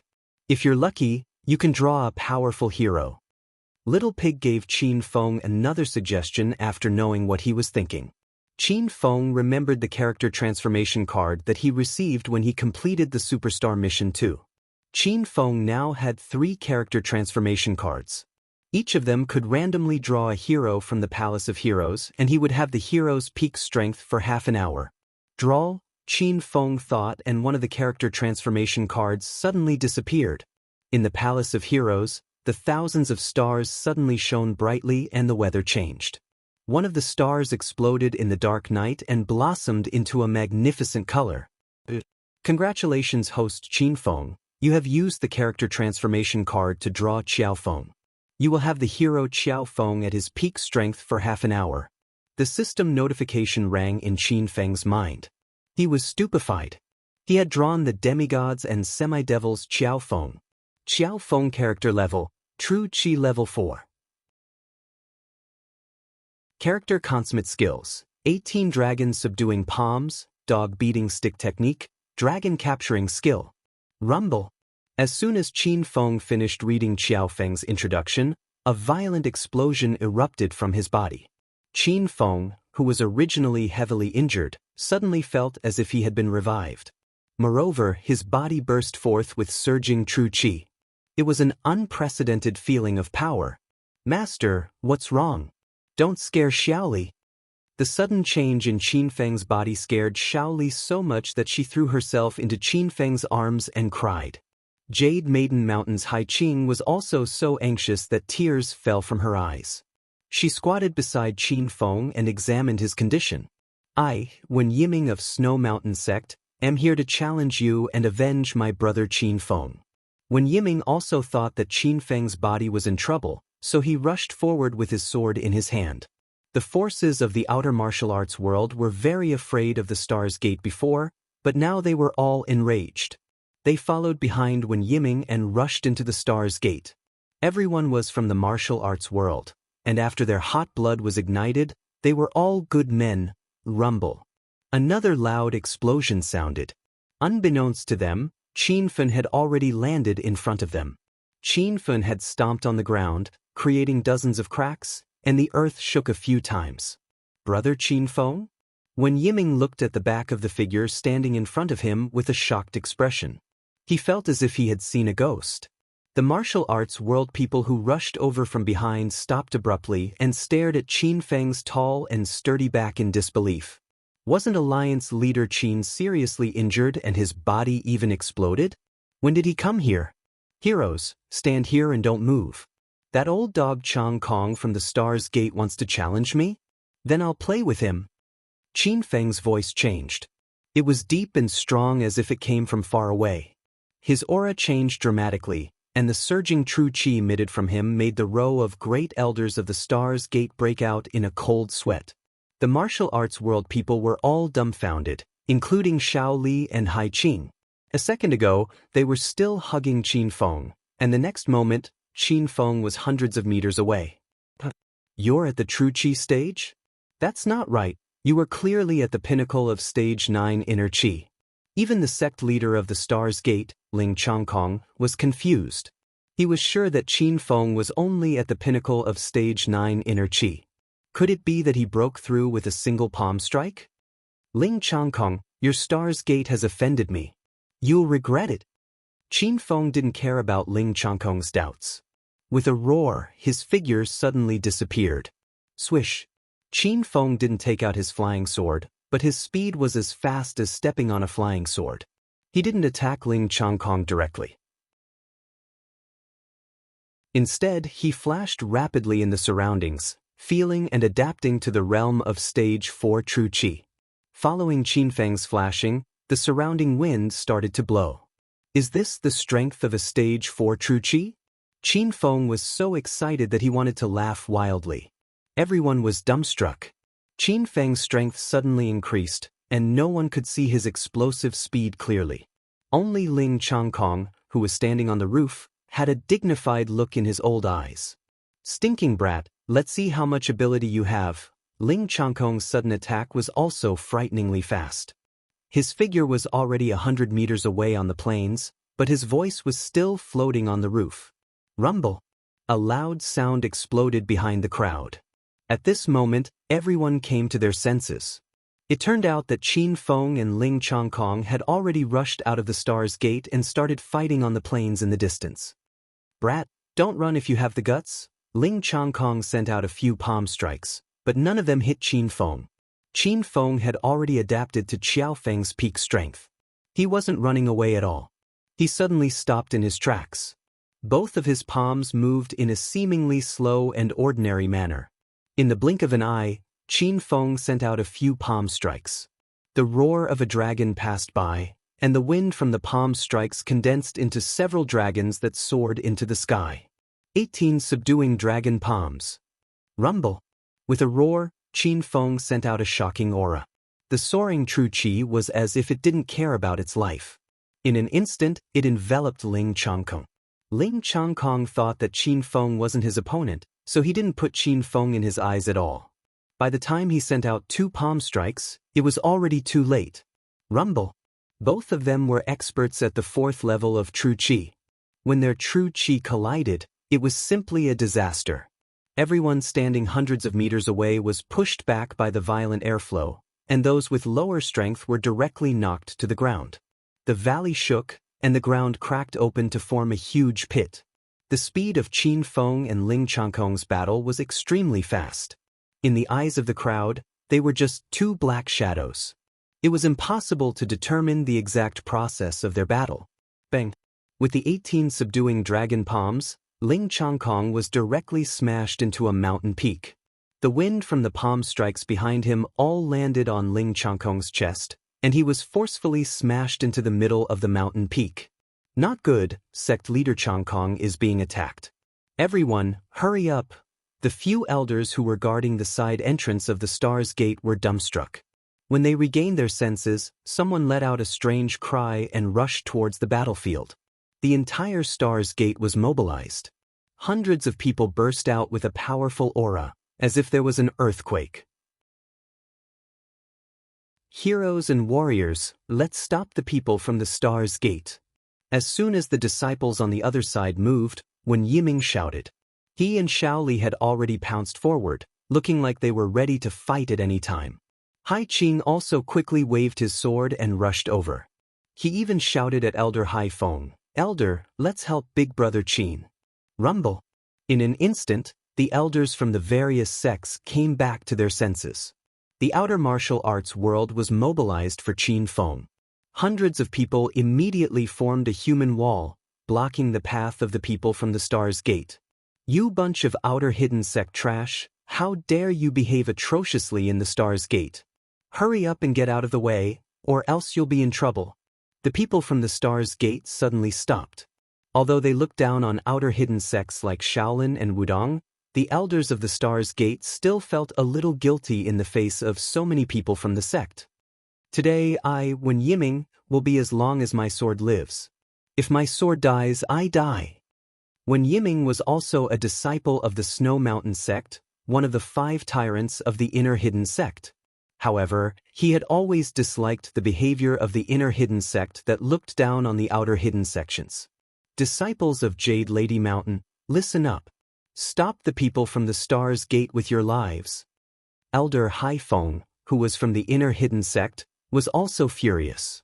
What the Stars Gate did today was really against the rules of the martial arts world. They actually attacked Alliance leader Qin and wanted to besiege Qin Feng. What's so great about the Stars Gate? I'm Shaolin Sect's Uncle Master Yuan Zhen. I'd like to compete with you. I Zhang Tiandao of Wudong am here. Today, I'll show you the strength of the outer hidden sections. Let's see if you dare not treat us like humans in the future. The outer martial arts world was fighting because of Qin Feng. Moreover, with Qin Feng as their backer, they were not afraid at all. If they did not stand up and fight for the position of the outer hidden sects now, when would they wait? The few elders of the Stars Gate were stunned. As one of the big sects of the 5 tyrants of the inner hidden sect, they usually did not care about the outer hidden sections. Moreover, the outer hidden sects usually nodded and bowed when they saw them. Today, they must have taken the wrong medicine. On one side, 200 people were confronting each other in the air. On the other side, Qin Feng and Ling Changkong were fighting fiercely. The violent sounds could not be stopped at all. Just listening to the sounds was enough to make one shiver. Good, you reckless trash. Today, you're asking for trouble. Then, don't expect us from the Stars Gate to be ruthless. Disciples, listen up. Kill all these ants for me. The elder of the Stars Gate, who was at the first level of vital energy, roared and attacked Wen Yiming and the others. However, Wen Yiming did not have any vital energy experts on his side. It was obvious that he was at a disadvantage. Ling Baiyu, you idiot. Stop right now.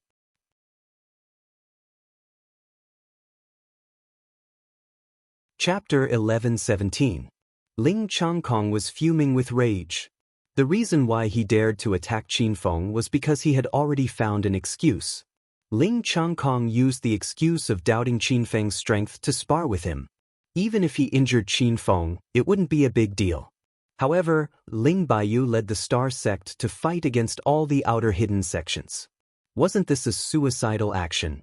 Sect leader Changkong, how dare these trash behave atrociously in the Star Sect? Let me destroy them. Ling Baiyu was reprimanded in front of everyone. He lost his face instantly and wanted to fight for it. Ling Changkong fought while paying attention to Ling Baiyu's situation. He was so angry that his lungs were about to explode.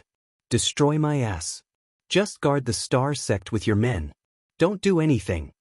Rumble. As soon as Ling Changkong finished his sentence, Qin Feng's palm flew over.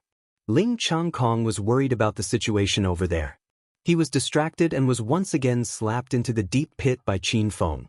The fight on Wen Yiming's side stopped before it even started. Everyone's attention instantly shifted to Qin Feng. Seeing Qin Feng torturing the sect leader of Starlight Sect like a dog, whether it was the disciples from the hidden sects or the Starlight Sect, they were all dumbfounded. Damn, what realm is Alliance leader Qin? I feel like he's invincible. Alliance leader Qin is so cool. He is getting stronger when he meets strong opponents. He actually beat up the leader of Starlight Sect. What realm is Ling Changkong in? We're saved. We're saved. The day of the outer hidden sect's rise is here. Everyone cheered as if they had won a battle. Xiao Li and Wen Yiming were still in a daze. They were the closest to Qin Feng among everyone. When Wen Yiming met Qin Feng in the Ghost Mountain ancient martial arts relic, Qin Feng wasn't so powerful. Previously, Qin Feng's sudden increase in realm had shocked Wen Yiming. In just half a month, Qin Feng had ascended again. Xiao Li was so shocked that her jaw dropped. She followed her master every day, but she still couldn't see through him. Rumble. A loud explosion rang out, causing everyone to wake up abruptly. The ground in the distance suddenly exploded. Dust flew into the air, obstructing everyone's vision. They could only vaguely see a black shadow flying out from the dust. In the blink of an eye, it appeared at the peak of a valley. Flashing lights appeared. A purple longsword appeared in Ling Changkong's hand. As he brandished the longsword, the air around him began to change. Behind his head, a pattern of twinkling stars appeared. There were lights connecting the stars, and the number of stars increased. It was as if a destructive force had been condensed. Qin Feng, you're courting death. Ling Chongkong stood on top of the valley and roared. His voice pierced through the air and shook the ears of the martial artists outside.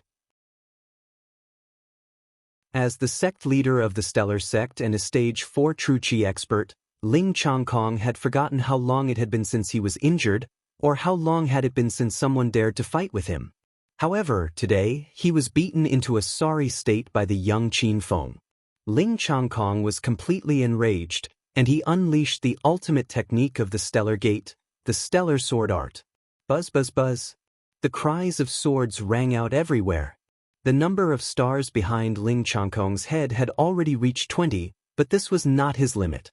Previously, when the vice sect leader Ling Tianhai appeared in the Devil City, he could only condense the power of 13 stars with his Stage 1 True Qi. Qin Feng had witnessed the power of 13 stars when they were condensed. It was so powerful that the valley at the bottom of the cliff in the depths of the Devil City collapsed. At this moment, Ling Chongkong had condensed the power of 38 stars. Its destructive power was at least twice that of Ling Tianhai's sword. Master, be careful. Alliance leader Qin, run. Even the members of the outer hidden sect who were standing 100 meters away could feel the hidden power of Ling Chongkong's sword. They were suppressed to the point of fear and were shouting for Qin Feng to run for his life. Qin Feng stood on top of the valley and looked up at Ling Chongkong. It was too late to run now. Furthermore, Qin Feng had no intention of leaving. Bang bang bang. Qin Feng's palms danced, and a series of violent explosions came from his body. Everyone could not understand Qin Feng's situation. They did not know whether the explosions were from his body or because he was too scared. Ha! Qin Feng, no matter how much you resist, it's useless. I've been in the inner hidden sect for almost 100 years and I've yet to meet anyone who could withstand my 38-star sword. It's even more impossible for you. Ling Chongkong's black robes were in tatters and his white hair was messed up by the strong winds. Coupled with the sinister smile on his face, he looked like a madman. Qin Feng was unmoved. The speed of his hands increased and he had already created a series of afterimages. Numerous golden dragons appeared around his body as Qin Feng unleashed the Vajra Art's invincible golden body. At this moment, he looked like a golden man who had descended from the sky. The sound of a sword rang out. Ling Chongkong's laughter stopped abruptly, but he had already swung the purple spiritual sword in his hand. A star flickered behind him as a ray of sword light shot towards him. It was accompanied by a violent gust of wind, causing the surrounding valley to tremble violently. Rumble! Qin Feng unleashed a palm strike and a golden dragon flew out. The surging sword qi was instantly swallowed by the golden dragon and disappeared without a trace. Whoosh whoosh whoosh. However, this was only the beginning. The spiritual sword in Ling Chongkong's hand continued to descend and the star behind him quickly dimmed. The power of the star's sword was condensed within the sword qi. When the second sword strike landed, the golden dragon that Qin Feng had unleashed had already been destroyed. Rumble! Qin Feng's palms flew out and he unleashed 17 palm strikes in a row. Each palm strike carried a golden dragon that soared into the sky and collided with Ling Chongkong's sword qi in the air. Loud noises rang out incessantly. It was as if the end of the world had arrived. The clear sky was filled with dark clouds and the violent explosions in midair had caused lightning to appear. The golden dragon flew and roared in the midst of the lightning. It was a magnificent sight. Crazy! What realm are these two at? Are vital energy stage experts this powerful? The inner hidden sect has been secretly developing for 100 years and has indeed produced a large number of experts. Our outer hidden sect's martial artists have been left behind. Thunder roared and lightning circled the area. Everyone from the outer martial world, including the cosmic sect's disciples, were dumbfounded. This battle was the most powerful one they had ever witnessed. Everyone even imagined that if they were the ones in the battle, they would not be able to withstand a single palm from Qin Feng, much less a casual slash from Ling Chongkong. The golden dragon and the sword qi condensed by the star's sword fought fiercely in the air. Even Qin Feng was shocked by the strength displayed at this moment. This was not Qin Feng's own strength but the strength of hero Qiao Feng from the Hero Alliance. Qin Feng was currently only at the peak of Stage 9 Inner Qi. He was eager to break through to Stage 4 Vital Energy stage. Once he reached this stage, Qin Feng felt that he would be able to walk freely in the inner hidden sect.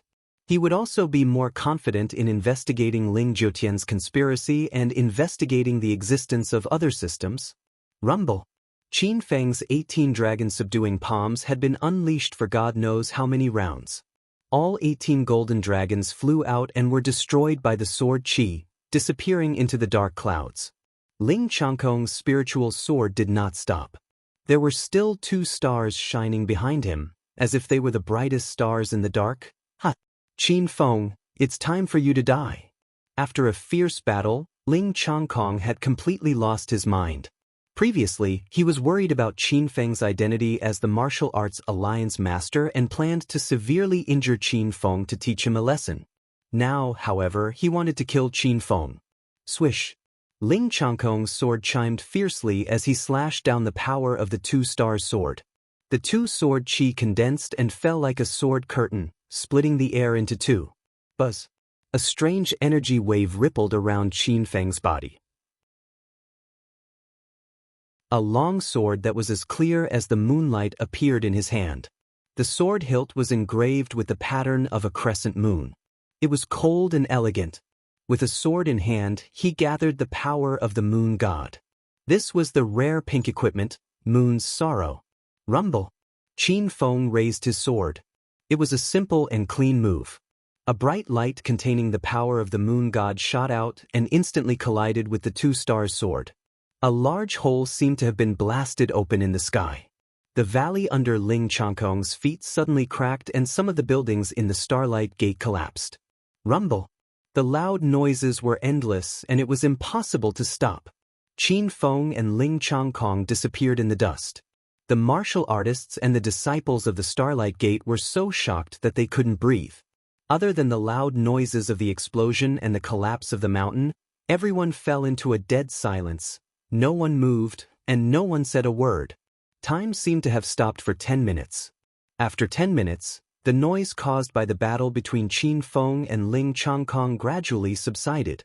This time, the valley was completely quiet. If it wasn't for the collapsed buildings and large rocks, it was as if nothing had happened. Alliance Master Qin? Are you okay? Someone in the crowd finally regained his senses and shouted Qin Feng's name. The elders and disciples of the Starlight Gate were also anxious and started to call Ling Changkong sect master. There was no sound of the 2 of them in the ruins. No one knew if Qin Feng and Ling Changkong were dead or alive. However, at this moment, a loud sound came from under a huge rock. The rock instantly exploded, and a black shadow flew out from it. In the blink of an eye, it landed on the roof of the tallest building in the Stargate. Great, Sect Master Changkong is not dead, someone in the Starlight Gate screamed. The person who landed on the roof was Ling Changkong. However, at this moment, no one could recognize Ling Changkong if they didn't look carefully. When he appeared, he was wearing a handsome black robe and had a head of elegant white hair. He was also standing on the roof, intimidating everyone. At this moment, Ling Changkong's clothes were torn and his hair was covered with dust. There were some wounds on his body that were bleeding. Those who didn't know him would think he was a stinky beggar. Where's Alliance Master Qin? Could it be? Ling Changkong had already jumped out, but Qin Feng was nowhere to be seen. This immediately caused fear in the hearts of the people of the outer hidden sect. Ling Changkong had suffered some internal injuries. At this moment, he was standing on the roof without saying a word. He was adjusting the chaotic vital energy in his body. You're tuning in to the Dreamy Chapters YouTube channel. We're so grateful for your support and don't forget to subscribe to join us on this incredible journey through captivating stories. Your generosity through donations truly makes a world of difference, as it's the primary source of revenue that allows me to expand and enhance this channel for you. Thank you from the bottom of my heart for being a part of this adventure.